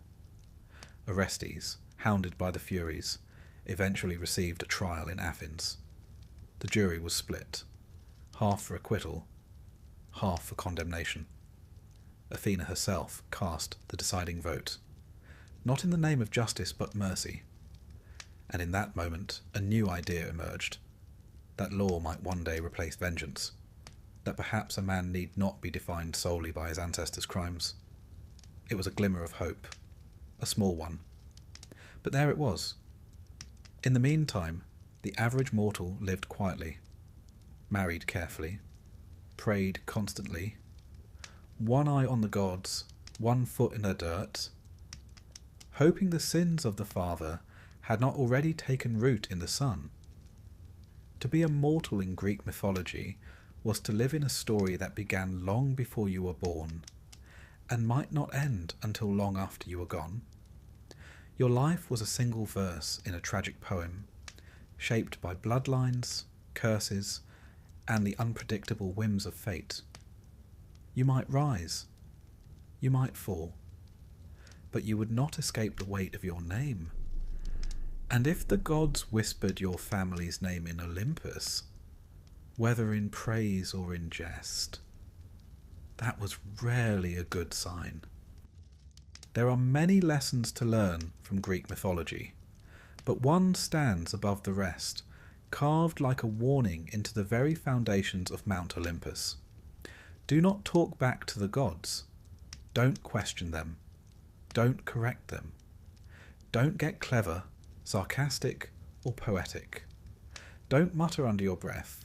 Don't sigh too loudly.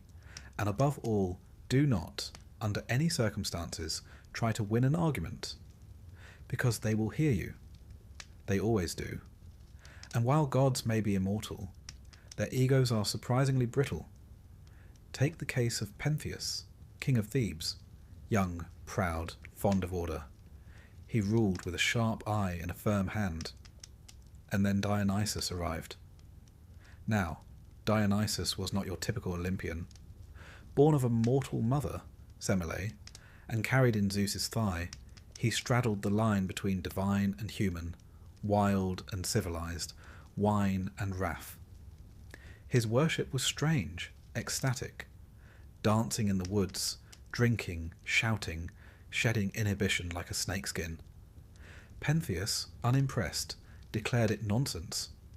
He banned Dionysian rites, arrested the god in disguise, mocked his long hair, and in the sort of fatal decision only a tragic character could make, decided to spy on the Bacchic women in their revels, dressed as one of them. He crept into the forest in a flowing gown, perched in a tree for a better view, and there, in the moonlight, the women saw him. But they did not see a man. Dionysus clouded their minds. They saw a lion. They attacked. His own mother, Agave, was first to reach him. She tore him down. He died in pieces, smiling up at the stars. The gods are nothing if not theatrical. Pentheus's crime? He laughed. He doubted. He told the gods they were nonsense. And the gods, it turns out, have a very clear opinion on nonsense. Another fellow who learned this the hard way was Capaneus, a warrior in the myth of the Seven against Thebes. He scaled the city walls, bold as brass, and declared aloud, in the middle of battle, that not even Zeus could stop him. Zeus did stop him, with a lightning bolt, instant death, crisped mid-sentence. There's a curious silence that follows stories like these, a kind of collective holding of breath, because the moral is never subtle.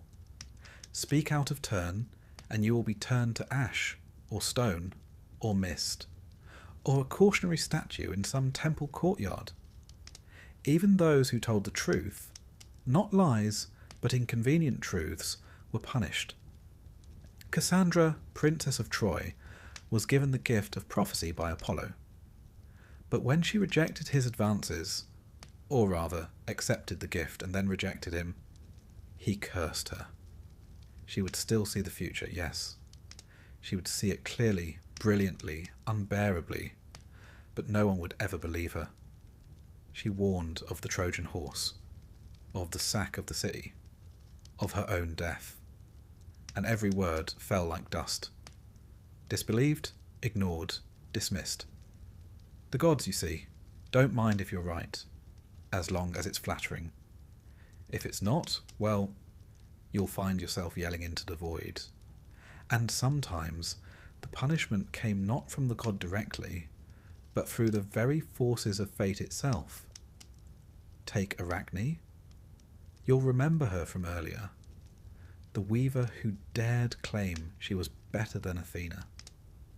The detail often overlooked in her story is this. She was right.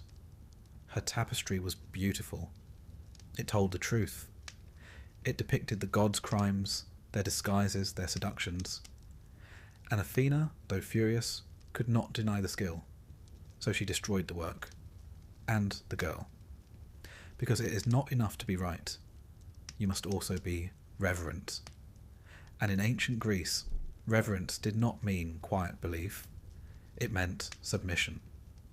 It's easy to judge the gods as petty. And to be fair, they often were. But their responses reflect something deeper about the way the Greeks saw the world. The gods were not moral exemplars. They were not just or fair in the way we use those terms now. They were powerful, and that, in the ancient world, was the only justice that mattered. Power could not be questioned without consequence. The gods represented not ideals, but forces. The sea was Poseidon, stormy, unpredictable, capable of bounty or destruction. Wisdom was Athena, cold, strategic, sometimes cruel. Love was Aphrodite, capricious, overwhelming, delightfully irrational. To insult a god was to insult the very fabric of the world. To question Artemis was to court death in childbirth. To laugh at Demeter was to risk famine. And the gods did not need to punish you personally. Sometimes they let your own words do the damage. Consider Niobe again, the queen who bragged about her many children, mocking Leto for having only 2. It was not just pride, it was speech. She voiced disrespect. She put it into the world. And so Leto's children, Apollo and Artemis, struck her family down, one by one. When the last child died, Niobe fled to a mountain top and begged the gods to end her suffering. They granted her request, turned her to stone. Even her tears, they say, became part of the mountain, always weeping, never changing. It's tempting to imagine these stories as metaphors, cautionary tales for courtly behaviour. But in ancient Greece, they were lived truths. Not literal, perhaps, but deeply embedded in ritual and thought. People didn't just fear the gods, they feared saying the wrong thing near a shrine, making a joke during a sacrifice, yawning too loudly during a festival. Speech was power, and power could summon attention. And attention, divine attention, was rarely a blessing. The Greek term for this was asebeia, impiety. It didn't mean heresy in the modern sense. It meant acting improperly toward the divine, speaking out of turn, behaving without the right reverence. Socrates, the philosopher, was executed not for atheism, but for asebeia, corrupting the youth, introducing new gods, and failing to honour the old ones. The gods did not require you to love them, but they demanded respect. The curious thing is, the gods themselves rarely held to the same standard. Zeus was a serial adulterer. Hera was vengeful beyond reason. Poseidon flooded cities in fits of pique. Apollo flayed a man alive for losing a music contest. And yet, to question their actions was to invite ruin. It was a divine paradox. You were expected to worship beings whose flaws were legendary. And you had to do it with sincerity.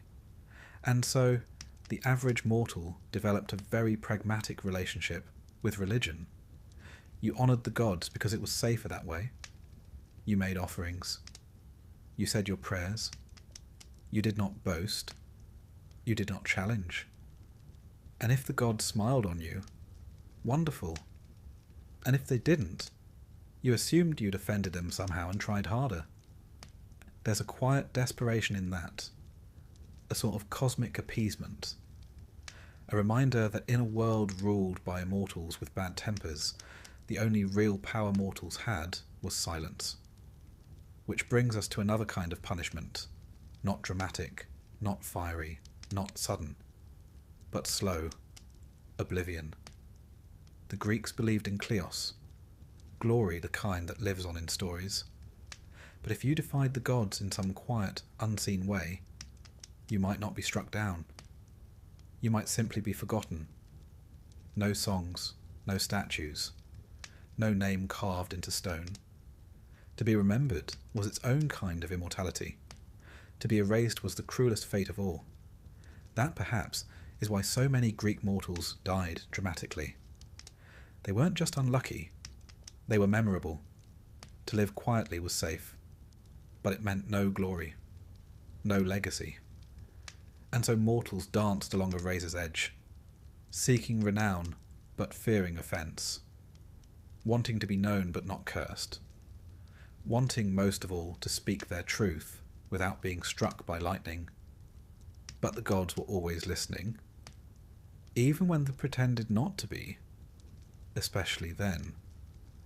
And so, dear listener, if you ever find yourself wandering the paths of ancient Greece, under a fig tree or beside a bubbling spring, and you feel tempted to complain aloud about your lot in life, perhaps wait until you're well out of earshot, because one of them might be listening, and one of them might be bored. And mortals who talk back tend not to talk long. You're walking along a dusty road.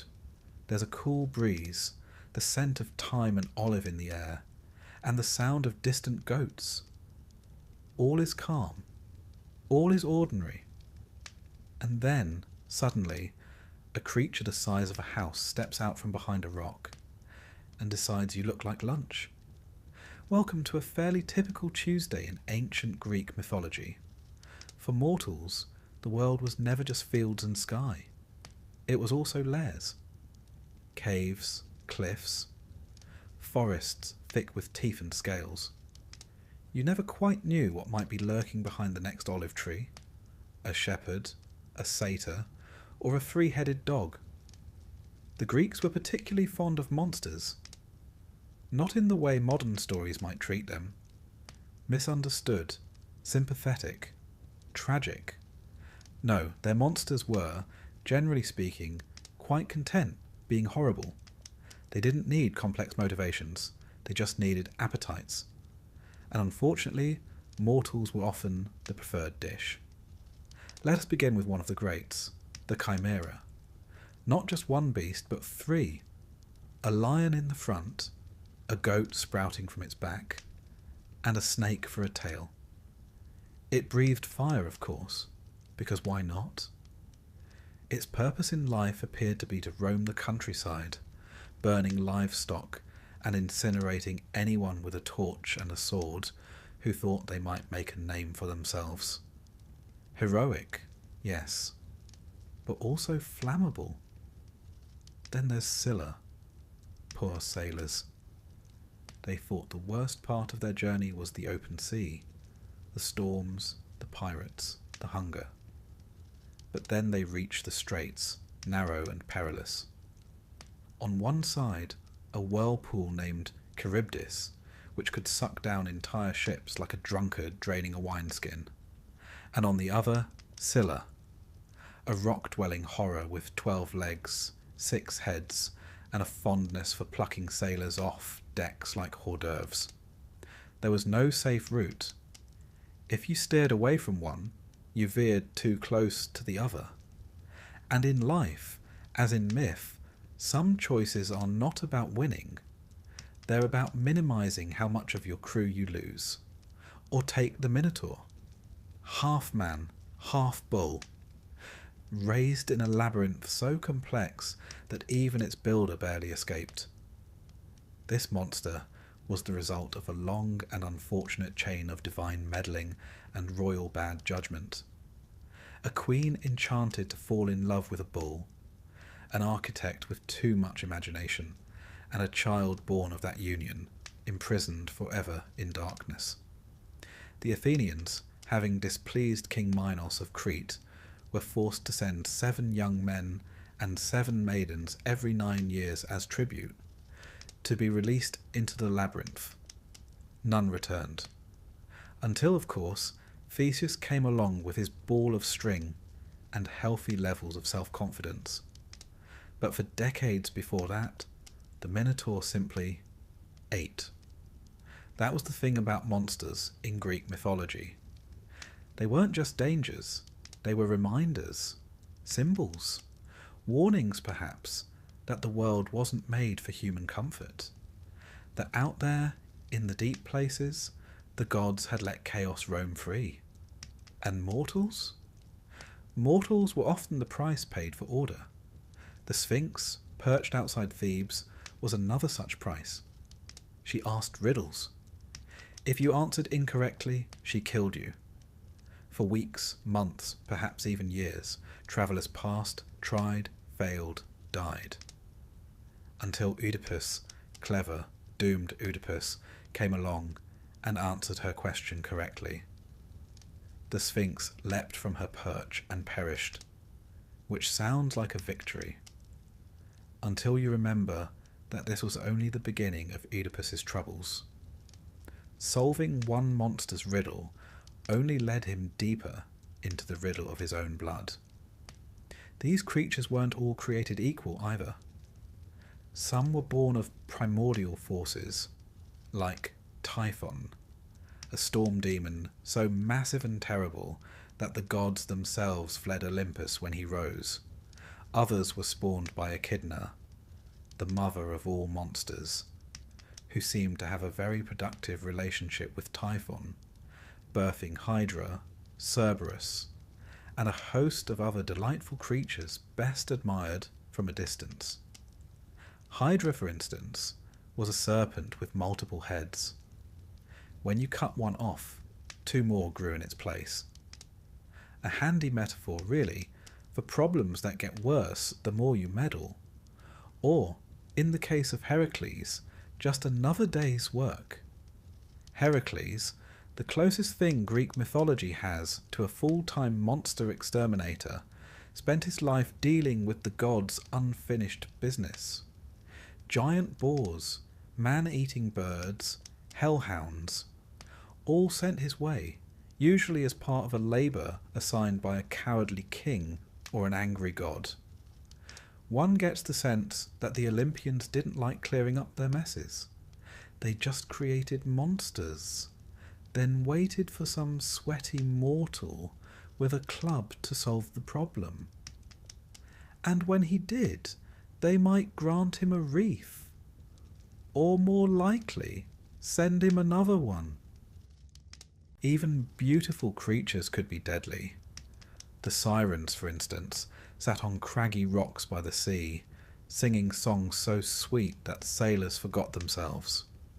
Forgot food, sleep, wives, children, everything. They steered toward the sound, dashed their ships on the rocks, and died smiling. Odysseus, clever man that he was, stuffed his crew's ears with wax and tied himself to the mast just to hear their song without being lured. A rare case of a man encountering a monster and surviving with his life and ego intact. More often, mortals stumbled upon danger with no warning. A flash of feathers, a shadow in the sky, a hiss from a cave. The ancient Greek countryside in myth was riddled with hazards, not just beasts, but divine punishments given form. And yet, despite all this, monsters were necessary. They gave heroes something to fight. They shaped stories into arcs, from fear to confrontation to sometimes triumph. But for the ordinary mortal, the non-hero, the farmer or fisher or child caught in the crossfire, they were simply a reminder that the world was not safe. Imagine living in a time when no explanation existed for earthquakes or droughts, where disease had no clear cause, where lightning struck without warning. The world must have seemed full of unseen forces. And so the Greeks filled that uncertainty with teeth and wings and claws. But monsters were not just symbols of nature. They were also warnings about behaviour. Take Medusa. She began, in some versions, as a beautiful maiden.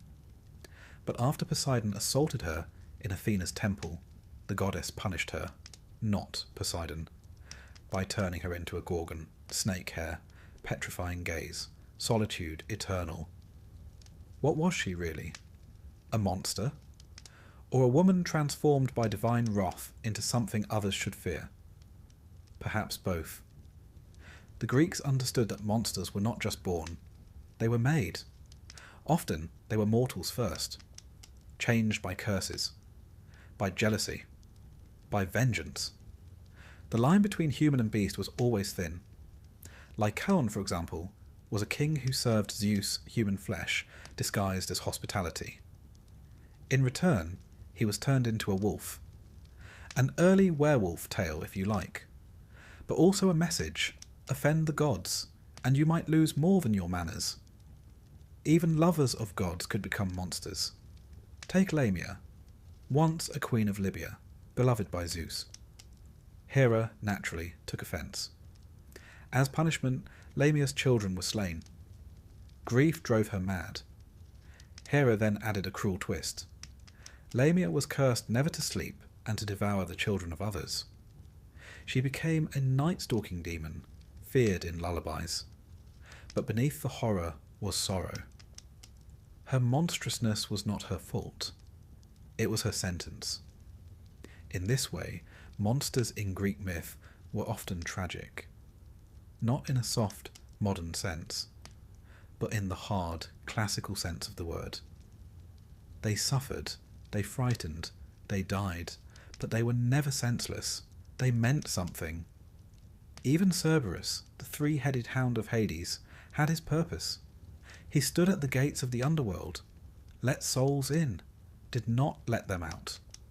A monster, yes, but also a guardian, a cosmic border collie of sorts. And so mortals lived with monsters not just in story, but in worldview. They were the teeth in the darkness, the consequences of divine will, or human folly, or simply the old world not yet tamed. No mortal could kill them all. No city could be safe forever. But they endured. They built temples to gods who might keep monsters away. They passed down tales, how to defeat them, how to avoid them, how to live with knowledge that they might always be nearby. For some, monsters were an invitation, a chance to rise, to become a hero, to carve their name in the annals of myth. For others, they were just bad luck, a wrong turn, a scream in the night. And for most, they were simply a reminder that the world was not made for their comfort. It was a place of beauty, yes, but also of wings in the sky, scales beneath the waves, eyes in the dark. And when the gods were bored, or careless, or cruel, they let the monsters roam free. There's a strange thing about Greek heroes. They shine like stars in poetry, cast in bronze, immortalized in epic. Their names echo through the centuries: Achilles, Heracles, Jason, Odysseus. But if you pause a moment and really look at their stories, not the glory, but the lives themselves, you might begin to wonder, was it worth it? Because to be a hero in Greek mythology was to be famous, yes, but also to be hunted, cursed, betrayed, punished, exiled, tormented by the gods, and, without fail, to die tragically. You were heroic, but you were disposable. Let's begin with the most obvious case, Achilles, the poster boy of Greek heroism. Stronger than all, faster than most, and blessed or cursed with a choice. Live a long, quiet life in obscurity, or die young and gain eternal glory. Naturally, he chose the latter. This is Greek myth after all. Longevity was never fashionable. So he sailed for Troy, fought for 10 long years, killed Hector, dragged his body around the city walls, and then one morning was struck down by a single arrow, guided by Apollo, fired by Paris, and aimed at the one soft place on his body, the heel. It's poetic, of course, but also rather deflating. All that strength, all that wrath, and in the end, one tiny vulnerability was enough. Because heroes were never allowed to simply age. They didn't retire. They didn't settle down and write memoirs. They didn't even get to enjoy their triumphs. They existed to die at the right moment, in the right way, for the right song to be sung. And the gods made sure of it. Heracles, or Hercules, if you prefer the Latin form, is another fine example. A man so strong he held up the sky, cleaned the stables of Algaeus in a single afternoon, and strangled snakes in his cradle. But for all his power, he was never free. The 12 labours, those famous feats, were not optional. They were penance. You see, in a fit of madness sent by Hera, Heracles killed his wife and children. The punishment? Service. Labour. Tasks so monstrous they might as well have been death sentences. And even after completing them, he didn't get peace. His life ended in agony, poisoned by a tunic soaked in centaur blood, a gift from his second wife, who had been tricked into thinking it would ensure his fidelity. He died on a pyre, flames consuming the mortal half of him, the divine half ascending to Olympus. Yes, the gods welcomed him in the end, but only after they had burned him down to his bones. Then there's Jason. Handsome, charming, ambitious Jason. He assembled the finest team in mythology, the Argonauts, and sailed off to win the Golden Fleece. It was a dazzling journey. Monsters, clashing rocks, enchanted lands, and of course Medea, the brilliant, terrifying sorceress who helped him succeed, killed for him, betrayed her family for him. And what did he do when they returned? He married another woman, Medea responded, as Medea does, by murdering their children and leaving him broken and alone. Jason, once so glorious, died years later when a beam from his rotting ship fell and crushed him. A hero, forgotten, killed not by war or wrath, but by neglect and gravity. These men, lion-hearted, battle-scarred, were never truly safe. Not from monsters, nor from their friends, nor even from their own choices. Their greatness didn't protect them. In fact, it often attracted the worst. The gods were quick to take offence at mortals who gained too much glory. After all, divine attention was rarely a compliment. Ask Bellerophon. He was a proper hero. Tamer of Pegasus, slayer of the Chimera. A man favoured by the gods. And then one day he decided to fly Pegasus up to Olympus. Not to conquer, just to visit. It did not go well. Zeus sent a gadfly to sting the horse. Bellerophon fell. Survived, technically, but was crippled, blind, and lived out his days wandering alone, hated by gods and men alike.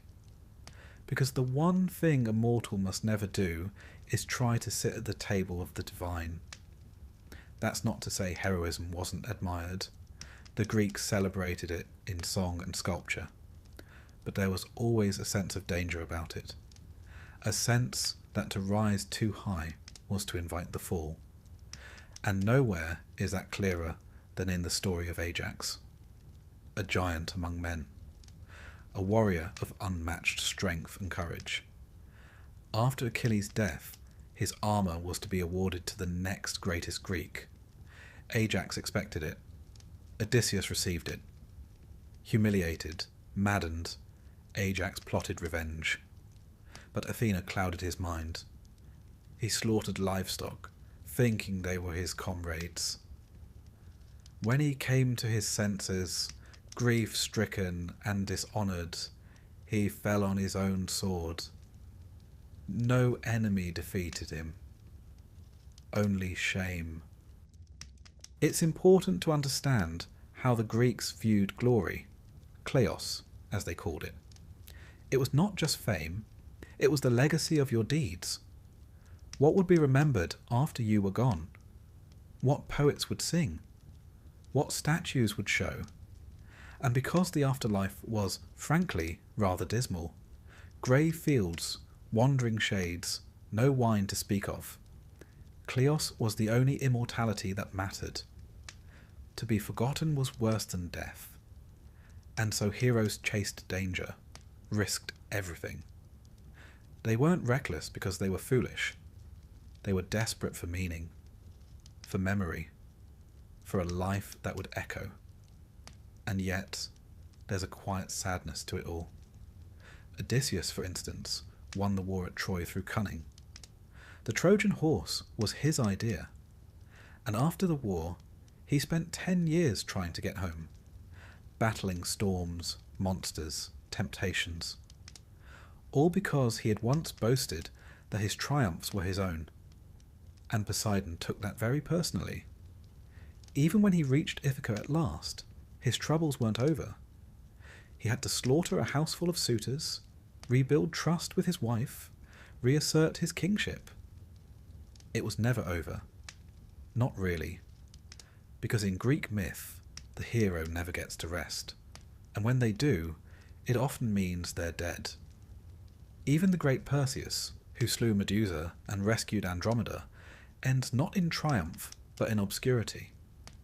His victories made him famous, yes, but he fades from the story, settles down, vanishes from the epic stage. Glory, it seems, has an expiration date. The women of mythology, too, had their share of heroic suffering. Though less often sung by bards, their stories are no less seared by pain.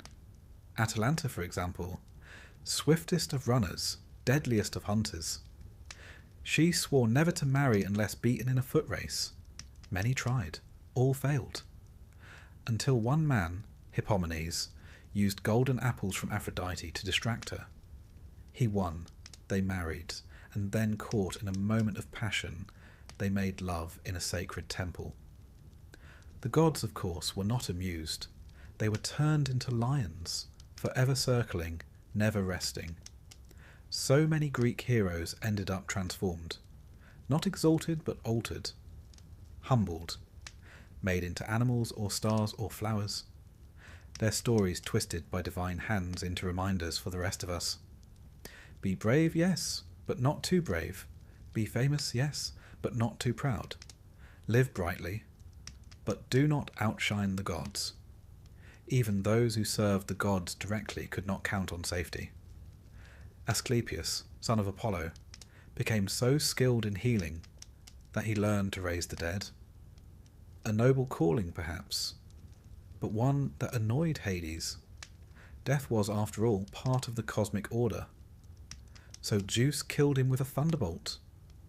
Apollo retaliated by killing the Cyclopes who made the bolt. In turn, Zeus banished Apollo to serve as a mortal shepherd, a cascade of punishment. Even the divine could be demoted, the heroic undone. And yet, despite all this, the danger, the madness, the inevitable fall, mortals still aspired to be heroes. They volunteered for quests, they prayed for signs, they followed omens into forests full of fangs and fire, because obscurity was worse, cowardice unthinkable, a quiet life almost shameful. The Greeks didn't want safe stories. They wanted ones worth telling. And so, over and over, mortals gave themselves to the gods and the monsters and the wars and the wounds. Not for peace, but for song. The bards remembered them. We remember them. They were chewed up by myth, yes, but they were not forgotten. They were heroic, and they were disposable. But perhaps, just perhaps, they knew that going in. Love, they say, makes the world go round. But in Greek mythology, it more often sends it spinning wildly off course than straight into a ditch. Because in the world of gods and mortals, love wasn't the soft, rose-petalled notion we like to imagine today. It was far more treacherous, a force of nature, or worse, a divine weapon. It could bless, yes, but more often it ruined.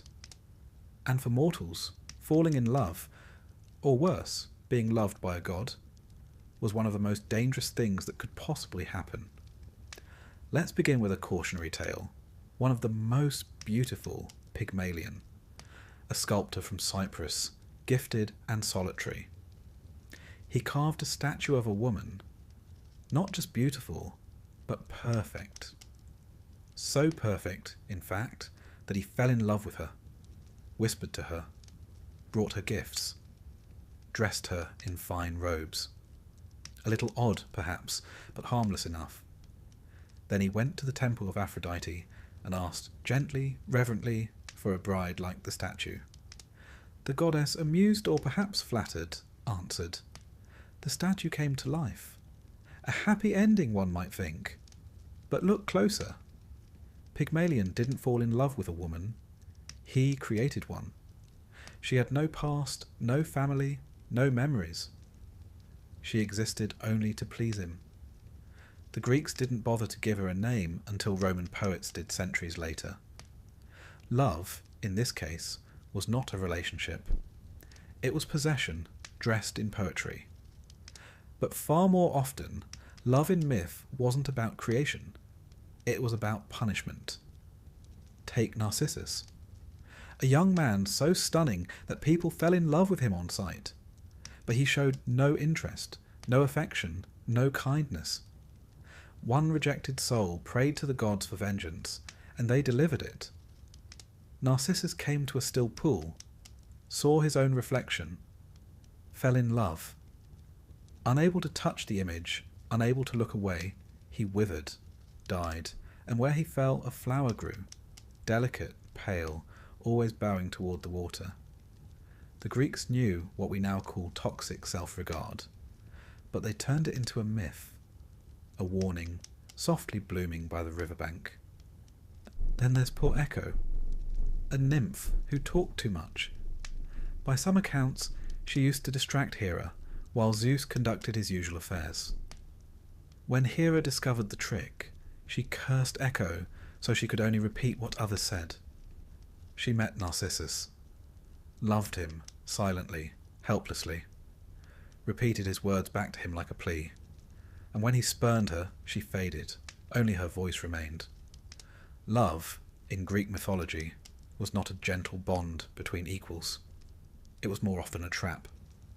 Consider Orpheus and Eurydice, a poet, a lyre player, a man whose music could charm birds from trees and tears from stone.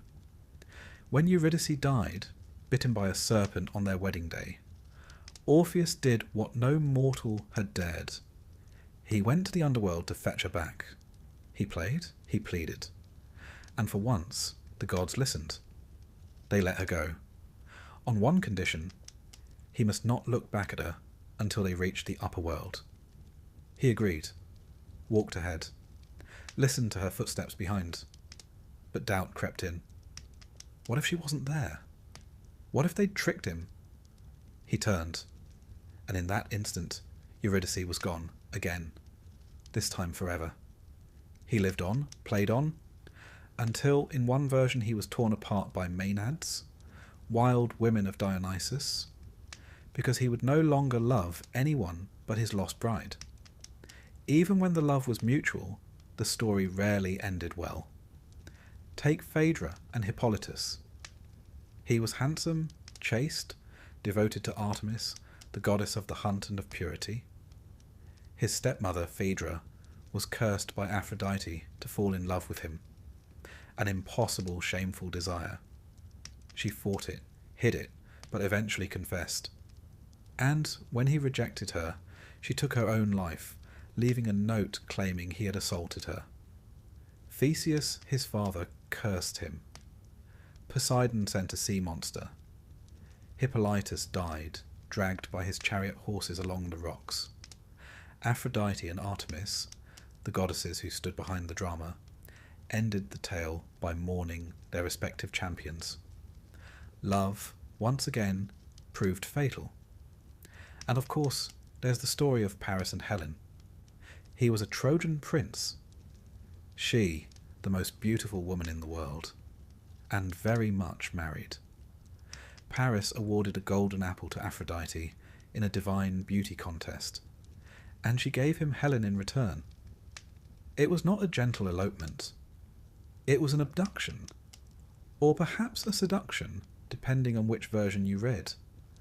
But either way, it was enough to launch 1,000 ships. The Trojan War followed. 10 years of slaughter, cities burned, heroes died. All for one woman and one ill-advised divine bribe. To love in myth was to gamble. To be loved, even more so. Especially if the lover was a god. Zeus, of course, was the most infamous. He appeared to mortals as a bull, a swan, a shower of gold, an eagle, a cloud. Romantic, perhaps, if you ignore the implications. His lovers suffered. Semele was incinerated. Io was turned into a cow. Leda bore children who hatched from eggs. Europa was carried across the sea. Danae conceived Perseus in a locked chamber. And Callisto, after being seduced or assaulted, depending on the version, was turned into a bear. Her son nearly killed her. The gods finally placed them in the stars, Ursa Major and Minor. A consolation prize, if ever there was one. Aphrodite herself was no gentler. When she fell in love with the mortal Anchises, she warned him not to tell anyone. He did, bragged about it, and was struck by lightning, or made lame, or blinded. The myths vary, but the moral does not. Even being loved by a goddess could ruin you. There's a strange logic to all of this. Love, in the Greek imagination, wasn't controllable. It wasn't rational. It was divine madness. Eros. Not the soft affection of Odin romance, but a kind of possession. When you were in love, you were no longer yourself. And that, in a society that prized moderation, dignity, and restraint, was deeply unsettling. The god Eros, or Cupid, as the Romans later called him, was not a cherub. He was a force, a spark of chaos. To be struck by his arrows was to lose your will, your reason, your control. And mortals, bound as they were by duty and fate, could not afford to lose control. Even in history, this theme persisted. The Greeks saw love as something that could be both civilizing and destructive. Marriage was a social contract, important, yes, sacred even, but passion, eros, was something else. Dangerous, powerful, not to be trusted. In their dramas, love leads to downfall. In their temples, it's a force to be worshipped carefully. And in their myths, it is almost always tragic. Psyche, a mortal princess, was so beautiful that people stopped worshipping Aphrodite. The goddess, furious, sent Eros to make her fall in love with a monster. but Eros fell in love with her himself. He visited her at night in darkness, never revealing his face. She was forbidden to look. Of course she did. He fled. She wandered the earth, performing impossible tasks to win him back. Eventually they were reunited. She was made immortal. One of the rare happy endings, but only after a great deal of divine humiliation, grief, and symbolic death.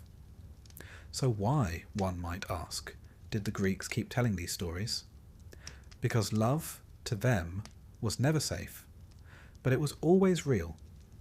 It was the crack in the armour, the madness in the king, the pull between mortal and divine.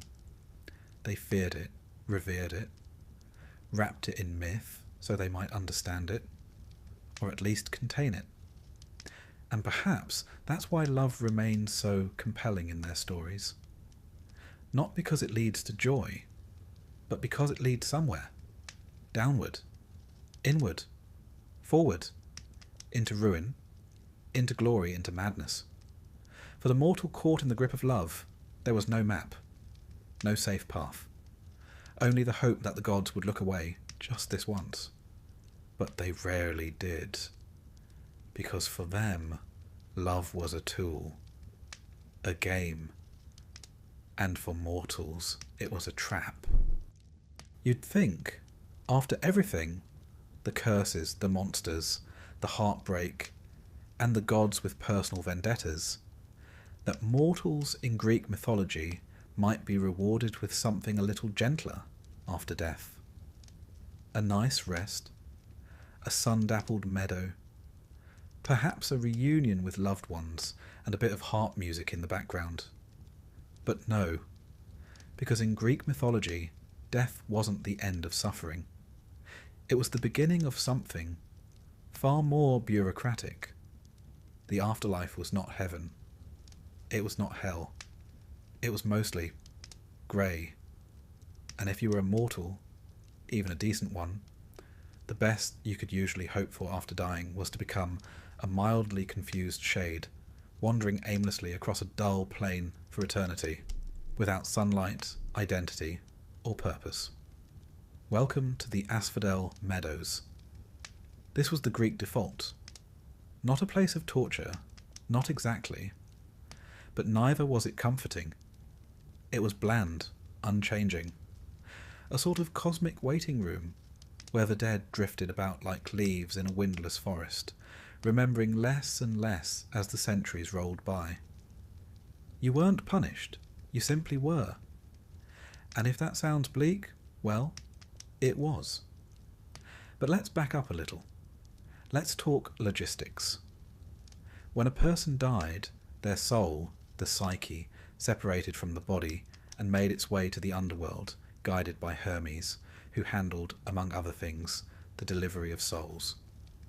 One imagines him like a sort of mythological courier, stylish and swift, if perhaps a bit impersonal. The soul would arrive at the banks of the river Styx, where Charon, the grim-faced ferryman, awaited with his boat. Payment was expected, usually an obol, a coin placed under the tongue or on the eyes of the deceased at burial. Those without proper burial, or without the coin, were doomed to wander the shore for 100 years, voiceless and unable to cross. A chilling thought, really. The journey to the afterlife could be delayed simply by a careless undertaker. Once ferried across the river, assuming everything went smoothly, the soul would enter the realm of Hades. Not the god himself, though he was there too, in a distant, shadowy palace, but the place, the underworld, guarded by Cerberus, the three-headed hound who let you in, but most certainly not out. And here your fate was decided. But not by gods, not usually. The Greek afterlife had a staff, 3 judges, Minos, Rhadamanthus, and Aeacus, mortals once, but now the eternal arbiters of the dead. They examined your life, your deeds, your crimes, your sacrifices, and based on this celestial audit, you were sorted. if you were truly vile, a betrayer, a murderer, a blasphemer of extraordinary talent, you might be sent to Tartarus. Not just a deep pit, but the pit. A vast abyss of torment, located even below Hades itself. Here, the worst offenders endured punishments designed not just for pain, but for poetic symmetry. Tantalus, who murdered his own son and served him to the gods, was made to stand forever in a pool of water beneath a fruit tree. But whenever he reached for the fruit or bent to drink, they slipped just out of reach. He was forever hungry, forever thirsty, forever tantalized. Sisyphus, who cheated death twice, once by tricking Thanatos, the spirit of death, and once by convincing his wife not to bury him, was condemned to roll a boulder uphill for all eternity. Each time it neared the summit, it rolled back down. The punishment wasn't just hard labour, it was the futility of effort, the endless repetition of hope undone. Then there was Ixion. He tried to seduce Hera, not a wise move. Zeus bound him to a flaming wheel that spins without end, an eternal reminder that some mortal ambitions were simply not worth the risk. But here's the thing, these were rare fates. Tartarus was not overcrowded. Most souls were not evil enough for torment, nor good enough for reward. Which brings us back to the Asphodel Meadows, the realm of the ordinary dead, the decent, the forgettable, the ones who paid their taxes, said their prayers, and didn't cause too much trouble. They simply drifted. And as the centuries passed, they forgot who they were. Forgotten by the living, unremarkable among the dead, they faded. Not erased. The Greeks didn't believe in annihilation, but reduced, diminished, present, but without sharpness. It wasn't punishment. It was entropy. But not all souls ended there. A fortunate few, heroes, the exceptionally just, or those favoured by the gods, were granted entry into the Elysian fields. Now this, finally, was something approaching reward, a land of endless spring, gentle breezes, music, feasts, athletic contests, if you fancied a bit of running after death, the elite of the afterlife. Achilles was there, though, in Homer's telling, he wasn't exactly thrilled about it. When Odysseus visits the underworld and speaks to Achilles, the great warrior says he would rather be a living servant to a poor man than a king among the dead, which rather dampens the appeal. Still, the Elysian fields offered peace, if not pleasure. And if you lived particularly well, or were reincarnated and lived well again, you might be allowed to stay there forever. A sort of celestial retirement plan for the morally consistent. The Greeks did, in time, entertain the idea of reincarnation. Plato, ever the philosopher, wrote of souls being judged, then choosing their next life based on the lessons learned. A philosopher might become a king. A tyrant, perhaps, a dung beetle. Your fate, in this telling, was shaped by what you valued. Wisdom led to clarity. Vanity led to repetition. It was not universal belief, more a philosophical add-on, but it showed that even the Greeks longed for some sense of justice beyond the grave. Still, for most, the underworld remained what it always had been, a place of silence. There was no divine light, no reward for faith. The gods of Olympus lived forever, but mortals, even beloved mortals, sank into shadow. Even the heroes who visited the underworld, Odysseus, Aeneas, Orpheus, came away changed, haunted. It was not a place you left without consequence. And mortals who tried to cheat death, well, they rarely succeeded. Orpheus, as we've seen, looked back too soon. Persephone, stolen by Hades, ate 6 seeds of a pomegranate and was bound to return each year. Even Heracles, who went to fetch Cerberus as one of his labours, barely escaped unscathed. Death, in Greek thought, was not evil. It was inevitable, unavoidable. It did not judge or weep or rage. It simply came. Thanatos, the spirit of death, was not cruel. He was quiet, pale, winged. He did not chase, he arrived. And when he did, your story ended. Or rather, it continued. Just without plot. The funeral rituals reflected this view. The Greeks took burial seriously. It wasn't about grief alone. It was necessity. To be unburied was to be trapped, restless, cut off. Even enemies were sometimes buried by their foes, simply to ensure their souls wouldn't linger. And libations, offerings poured into the earth, were common. Wine, milk, honey, olive oil. Not because the dead could drink them, but because it kept the bond intact. The living honoured the dead, and in doing so reminded themselves that their own journey would someday lead below. So they prayed, sacrificed, built tombs, whispered names. Not out of fear precisely, but out of duty. Because the afterlife, though quiet, was not entirely empty. And memory in the Greek imagination was the only thing that could truly outlive death. If no one remembered you, you faded. If they did, if they told your stories, visited your grave, spoke your name, you lingered. Dimly, softly, but still. And so the greatest fear was not fire or punishment. It was being forgotten. That's why heroes chased glory.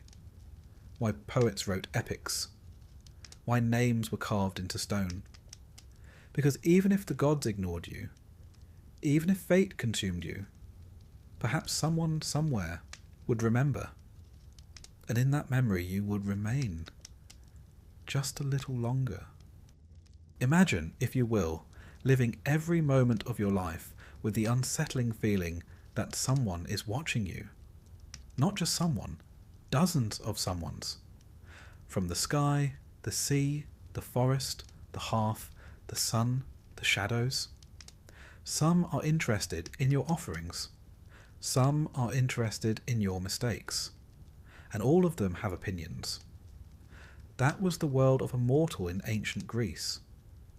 The gods weren't distant. They didn't reside in some heavenly realm beyond the clouds, emerging only for cosmic events. No, they were everywhere, in every flame, breeze, groan of timber, rustle of olive leaf. They were always watching. And more troubling still, they were judging. They noticed everything. What you offered. What you said. What you didn't say. Whether you were clean. Whether you were honest. Whether you looked the wrong direction during a festival, or sneezed at the wrong moment in a temple. They watched you because you mattered, and also because you didn't. The gods, after all, had a tendency to fixate on mortals the way children fixate on ants. Fascinated, occasionally kind, often cruel. Even if you weren't a hero or a villain, even if you were just a simple fisherman or potter or widow selling figs at the market, you still lived under their gaze. And that meant you were always one missed prayer away from misfortune. Take Actaeon, a perfectly decent young man, a hunter, a man fond of dogs and the quiet of the woods.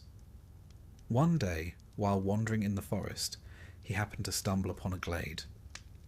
A soft breeze moved through the trees. Birds chirped, and there, bathing in a secluded pool, was Artemis, goddess of the hunt, the moon, and fiercely guarded chastity. He did not speak. He did not stare. He simply saw her. That was enough. She turned. Her eyes met his. And without a word, she transformed him into a stag.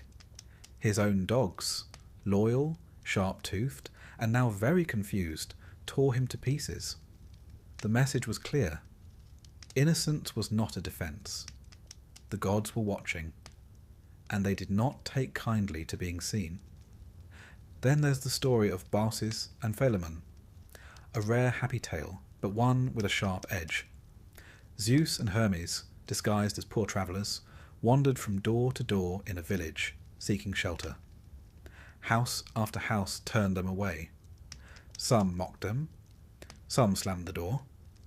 Only one cottage opened, a humble home shared by an elderly couple. They had little, but they gave freely: bread, olives, wine, and kindness. And so the gods, having revealed themselves, rewarded them.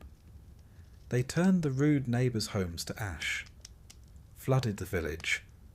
Baucis and Philemon were spared, their cottage transformed into a temple. They were made priests, and when they died, they became two trees, intertwined forever.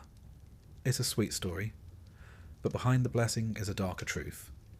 The gods were testing you, secretly, constantly, and you never knew when. It might be a beggar at your table, a stranger at the crossroads, a coin dropped on the road. Pass the test, and you might be honoured. Fail, and you might be turned into a tree, or a statue, or dust. There was no formal notice, no warning sign, no heavenly voice saying, "This is a test." You simply had to assume that the gods were watching, and that they were not easily impressed. Hospitality, xenia, as it was known, was sacred. To mistreat a guest was to insult Zeus himself, who was said to protect strangers and wanderers.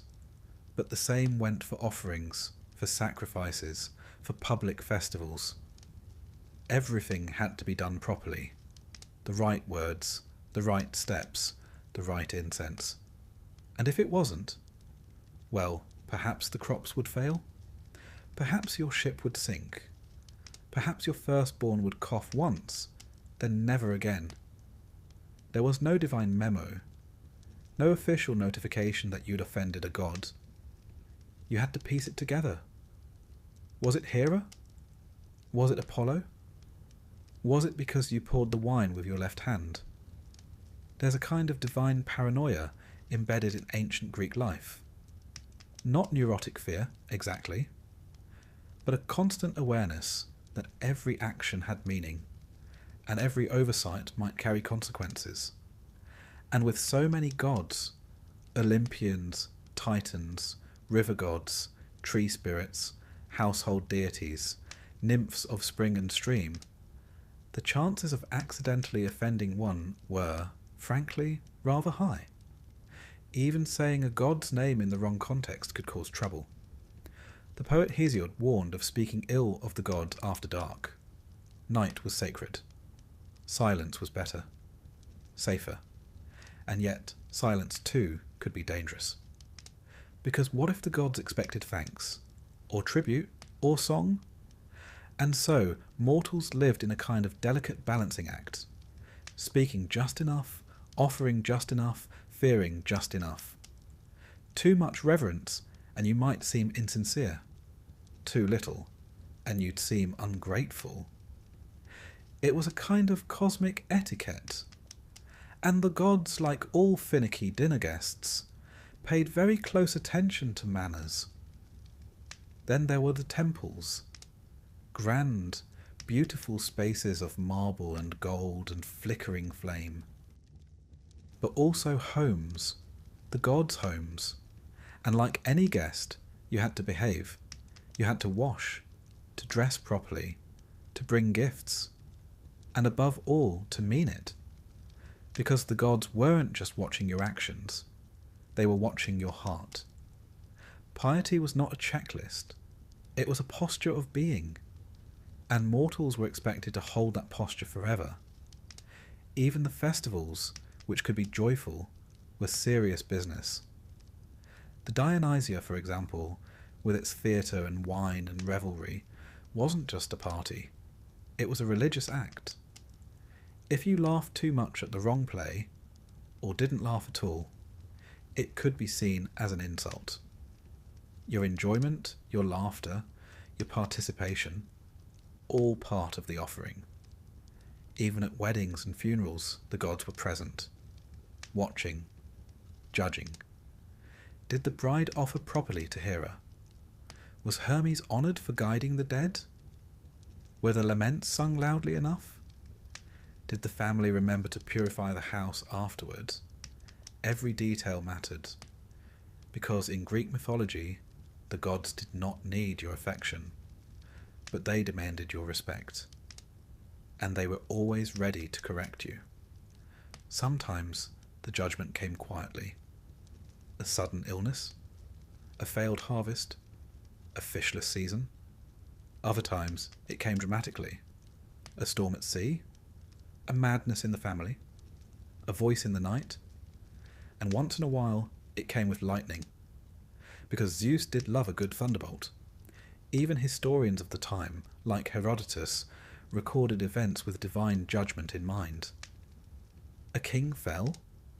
Clearly he'd offended the gods. A city burned? Someone must have grown too proud. There was always a moral to the misfortune, always a finger pointing skyward, and so people told stories, remembered missteps, warned children, left small offerings on windowsills, whispered apologies to trees, sprinkled libations into the earth, just in case. Because when the gods were angry, they might destroy you. But when they were merely curious, that could be worse. Curiosity led to tests, to games, to strange dreams and stranger omens, to impossible choices with no right answer, and still mortals played along. They told their myths, built their temples, painted their pots with stories of judgment and justice and divine caprice, not because they loved their gods, but because they understood them. The gods were like storms, beautiful, unpredictable, necessary, and so long as you honoured them, or at least tried to, perhaps they'd pass over your house without striking. Perhaps, but there were no guarantees, because the gods were watching, and they were always judging. There is a unique kind of cruelty in knowing your fate, and being utterly powerless to change it. That, in essence, was the Greek prophecy. Not a warning to be avoided, not a guide to be followed, but a sentence spoken aloud. In mythology, prophecies weren't meant to help you. They were meant to trap you. They didn't just tell the future. They ensured it would happen. Even the act of trying to escape a prophecy was, more often than not, the very thing that fulfilled it. For mortals, this was particularly agonizing, because the gods might tell you what was coming, but they would never, under any circumstance, explain how to survive it. Take, for example, the most famous case of all, Oedipus, a prince born in Thebes. A child prophesied to kill his father and marry his mother. His parents, understandably horrified, tried to kill him, a standard reaction in mythology. They pierced his ankles, tied him up, and left him on a mountain to die. But fate is rather good at navigating mountains. A shepherd found him, raised him far away in Corinth, unaware of his true origins. And one day, when Oedipus himself heard the prophecy, he did what seemed logical. He ran, fled Corinth, determined never to return, so he might avoid killing his father. On the road, he quarrelled with a stranger, the kind of heated, masculine misunderstanding one expects at a crossroads. He killed the man. Later he arrived in Thebes, saved the city from the Sphinx, married the queen, and slowly, terribly, the truth emerged.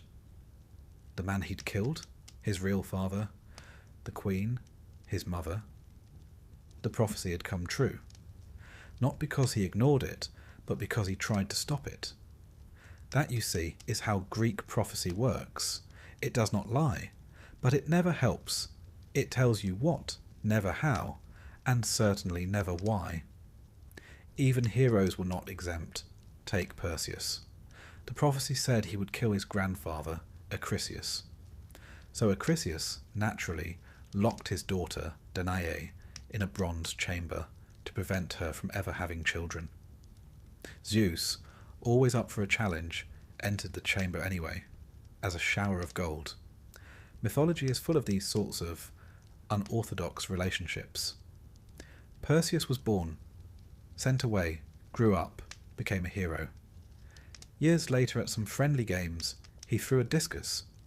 A stray wind, a bad bounce.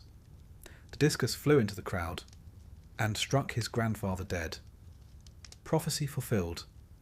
No malice, no design. Just fate doing what fate does. Then there's Croesus, the famously wealthy king of Lydia. Before waging war against the Persians, he consulted the oracle at Delphi, as one did. The oracle told him, if you cross the river, a great empire will fall.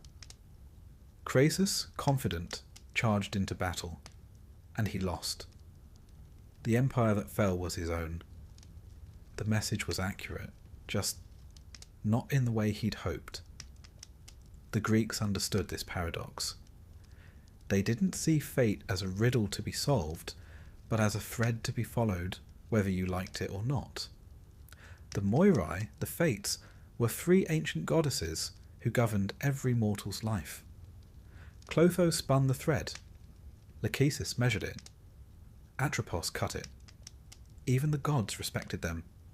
Even Zeus. Because fate was older than Olympus, older than time. And the oracles, those haunted priestesses who spoke the will of Apollo, were not inventing their words, they were merely translating. The most famous oracle, of course, was the Pythia at Delphi. She sat on a tripod over a chasm in the temple floor, inhaling vapours, probably from naturally occurring gases, and spoke in riddles. Kings consulted her before wars, generals before campaigns, farmers before planting, and she would answer, but always vaguely. Always with just enough ambiguity to keep things interesting. Ask how long you'll live, and she might say, when the eagle leaves its nest, so too shall your flame go out. Ask if your son will return from battle, and she might reply, he will bring glory to your name, though not your house. Technically true, practically useless. It wasn't that the gods enjoyed confusing mortals. Well, actually, they did enjoy it a little. But prophecy for them was more like theatre. A carefully written script where mortals played their roles. And no one, not even the protagonist, could skip a line. This made life rather tense for those who were prophesied about. Take Paris of Troy. At his birth, a prophecy warned he would bring about the destruction of his city. So he was abandoned on a hillside. A recurring theme. But of course he survived. Grew up. Became handsome, charming, rather fond of judging divine beauty contests. 1 golden apple, 1 seduction of Helen, 1 10-year war later, prophecy fulfilled. Troy burned. All because a baby was fated to cause ruin. And because mortals, in trying to prevent it, made it inevitable. It's tempting to think of prophecy as a trap. But the Greeks didn't quite see it that way. They saw it as Moira, your portion, your lot. Something not to be escaped, but to be understood.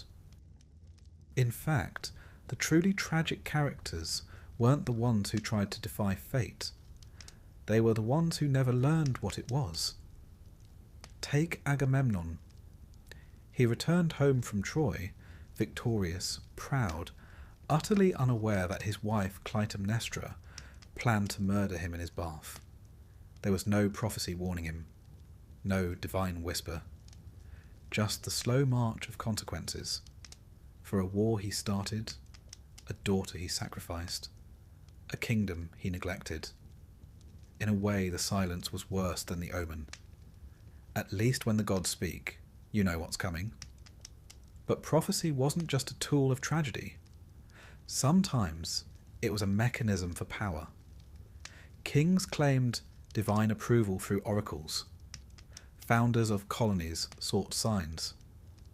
Even Socrates, the philosopher, was famously told by the oracle at Delphi that no man was wiser than he. He spent the rest of his life trying to prove it wrong, and, in doing so, proved it right. That was the great irony of Greek prophecy. It revealed truth not by clarifying, but by challenging. You understood it only after it happened. Only after the bodies were counted.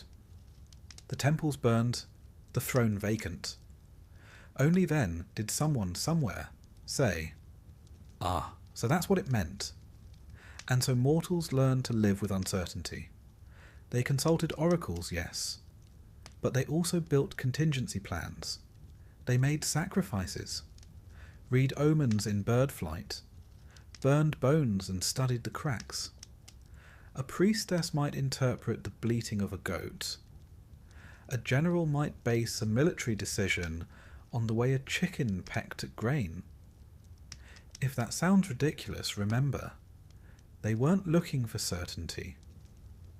They were looking for alignment, a sense that their actions fit the will of fate. Because if the gods approved, or seemed to, perhaps things would go well. And if they didn't, at least the disaster would be dignified. Even mythology's cleverest mortals, Odysseus for instance, never outwitted prophecy. They navigated it, delayed it, danced around its edges. But the thread was always waiting to be cut, and no one, not even the tricksters, escaped in the end. There is something terribly human in this. To long for knowledge, to receive it in part, and to realize that knowledge alone does not grant control. To know that the future is written, and still to hope that maybe, just maybe, it isn't written in ink. Some mortals went mad from prophecy. Cassandra, of course, saw everything, and could change nothing. Others, like Laius and Jocasta, acted decisively, boldly, and made things worse. And a few simply walked forward, like Achilles. He knew his fate, knew he would die young, knew his name would live on, while his life would be cut short. And he chose it. That's the strange mercy of prophecy. It tells you the end, but it never tells you what kind of person you'll be when you meet it. And so, in the space between the knowing and the arriving, mortals lived, loved, fought, failed, sang, died, and somewhere, far above or deep within, the gods watched and smiled. Because prophecy, after all, was not just a sentence. It was a story. And mortals? They played their parts beautifully. If you were a mortal in ancient Greece, you likely accepted a few basic truths. The gods were powerful. Fate was inevitable. Monsters existed. And somewhere, somehow, the end of the world was coming. Or at least, the end of your world. Because in Greek mythology, when things went wrong, truly wrong, it was never the gods who paid the price. It was the mortals. They suffered first, and they suffered most. You could be a farmer planting barley, or a sailor watching the coast fade, or a mother brushing olive oil onto her child's hair. And, without warning, the gods could decide that your city, your field, your life was finished. Not from malice necessarily. Sometimes from boredom. Sometimes as a warning to others.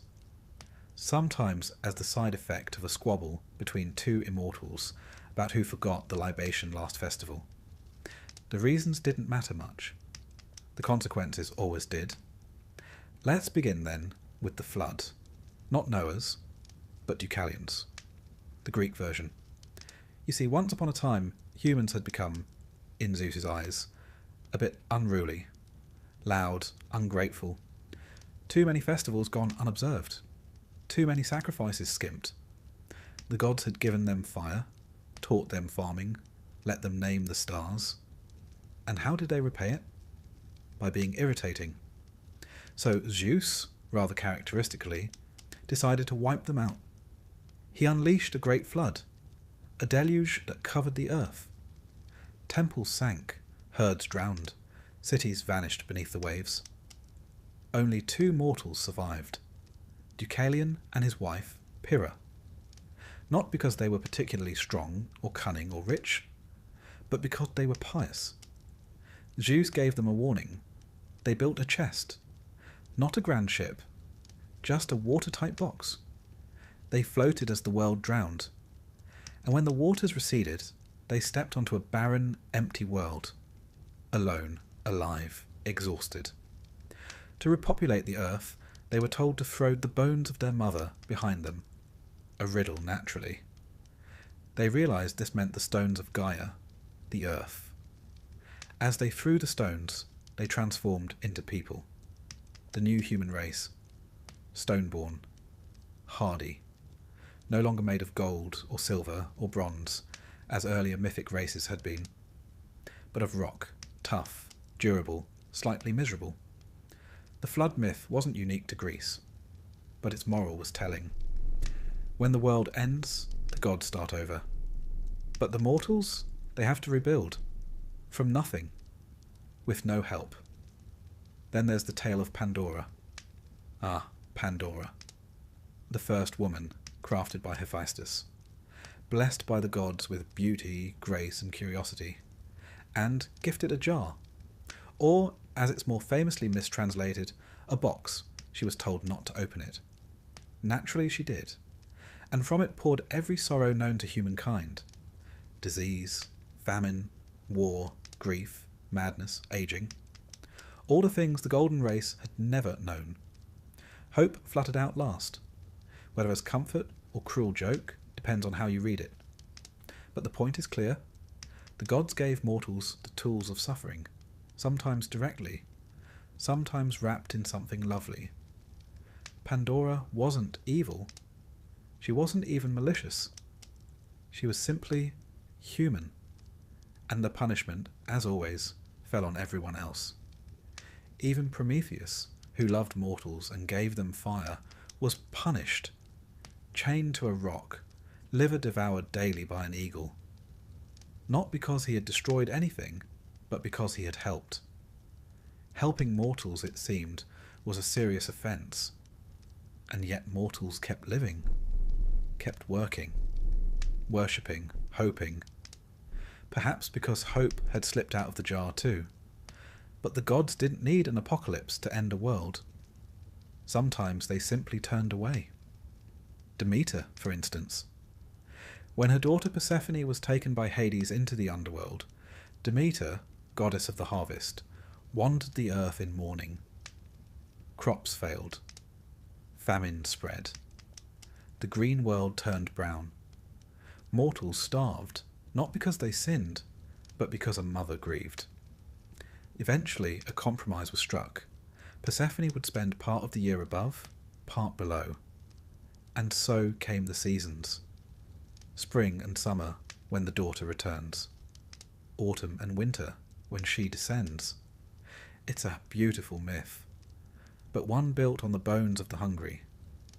Even in their sadness, the gods had consequences. Then there were wars.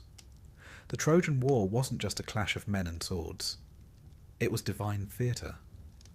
Aphrodite gave Helen to Paris. Hera and Athena snubbed, supported the Greeks. Zeus watched, occasionally amused, occasionally bored, and as the gods chose sides, mortals died. Achilles, Hector, Patroclus, Ajax, thousands unnamed. A city fell. A king lost his homecoming. A queen plotted her revenge. And why? Because a mortal judged a divine beauty contest. One poor choice, one golden apple, one compliment tossed to the wrong immortal. And the world burned. The gods, in their way, were always reenacting creation and destruction. Every war was a mini-apocalypse. Every slight a chance to unravel everything. Mortals weren't consulted. They were simply caught in the blast radius. Even love could end the world. Ask Semele. She was a mortal woman, seduced by Zeus. Hera, jealous, tricked her into asking Zeus to reveal his true form. He did. She was vaporized by divine radiance. Her unborn child, Dionysus, was saved, sewn into Zeus's thigh, because myths are rarely tidy. Semele's death wasn't malicious. It was technical. She wasn't built to see a god bear his power. Mortals never are. Then there's the madness. The gods could break a mortal mind as easily as snapping a reed. Take Heracles, the greatest hero, strongest of men. Driven mad by Hera, he slaughtered his wife and children. The world ended in that moment for him. And though he atoned, though he performed 12 impossible labours and was eventually made a god himself, the cost was unbearable. For the mortals in his story there was no redemption arc. Only blood. Only silence. The Greek worldview was not without hope, but it was shaped by resignation. Mortals lived in a world that was not built for them. They lived on borrowed land, under borrowed sky, at the mercy of beings who did not always know, or care, what their actions cost. And when the gods lost interest? Well, then things got truly dangerous. A neglected ritual, a missed omen, a slighted shrine. Any of these could lead to plagues, storms, madness, crop failure. The gods didn't need to rage. They simply had to stop listening. The end of a mortal world wasn't a fiery conclusion. It was silence from Olympus. And still, they prayed. To Athena for wisdom, to Apollo for healing, to Artemis for safety in childbirth. They sang the hymns, burned the fat, poured the wine. Not because they were certain it would help, but because they feared what happened when no one did. Mortals learn to live with endings. Small ones, personal ones, city walls collapsing, loved ones turning to shadows, heroes vanishing into smoke. They accepted that time was not kind, that history was not fair, that the gods had other priorities. But they told their stories, preserved the myths, painted the jars, built the temples, because telling the story in the end was all the power they had, to name the suffering, to place it in context, to turn the chaos into something resembling sense. So when the world ended, as it often did, in pieces, at least it could be remembered, sung, shared. Even the end, the Greeks knew, could be made beautiful, if only in hindsight. And that, perhaps, was the only comfort a mortal could rely on. The gods would do what they pleased. But the mortals? They would make meaning of it. They would gather the ashes and write it down.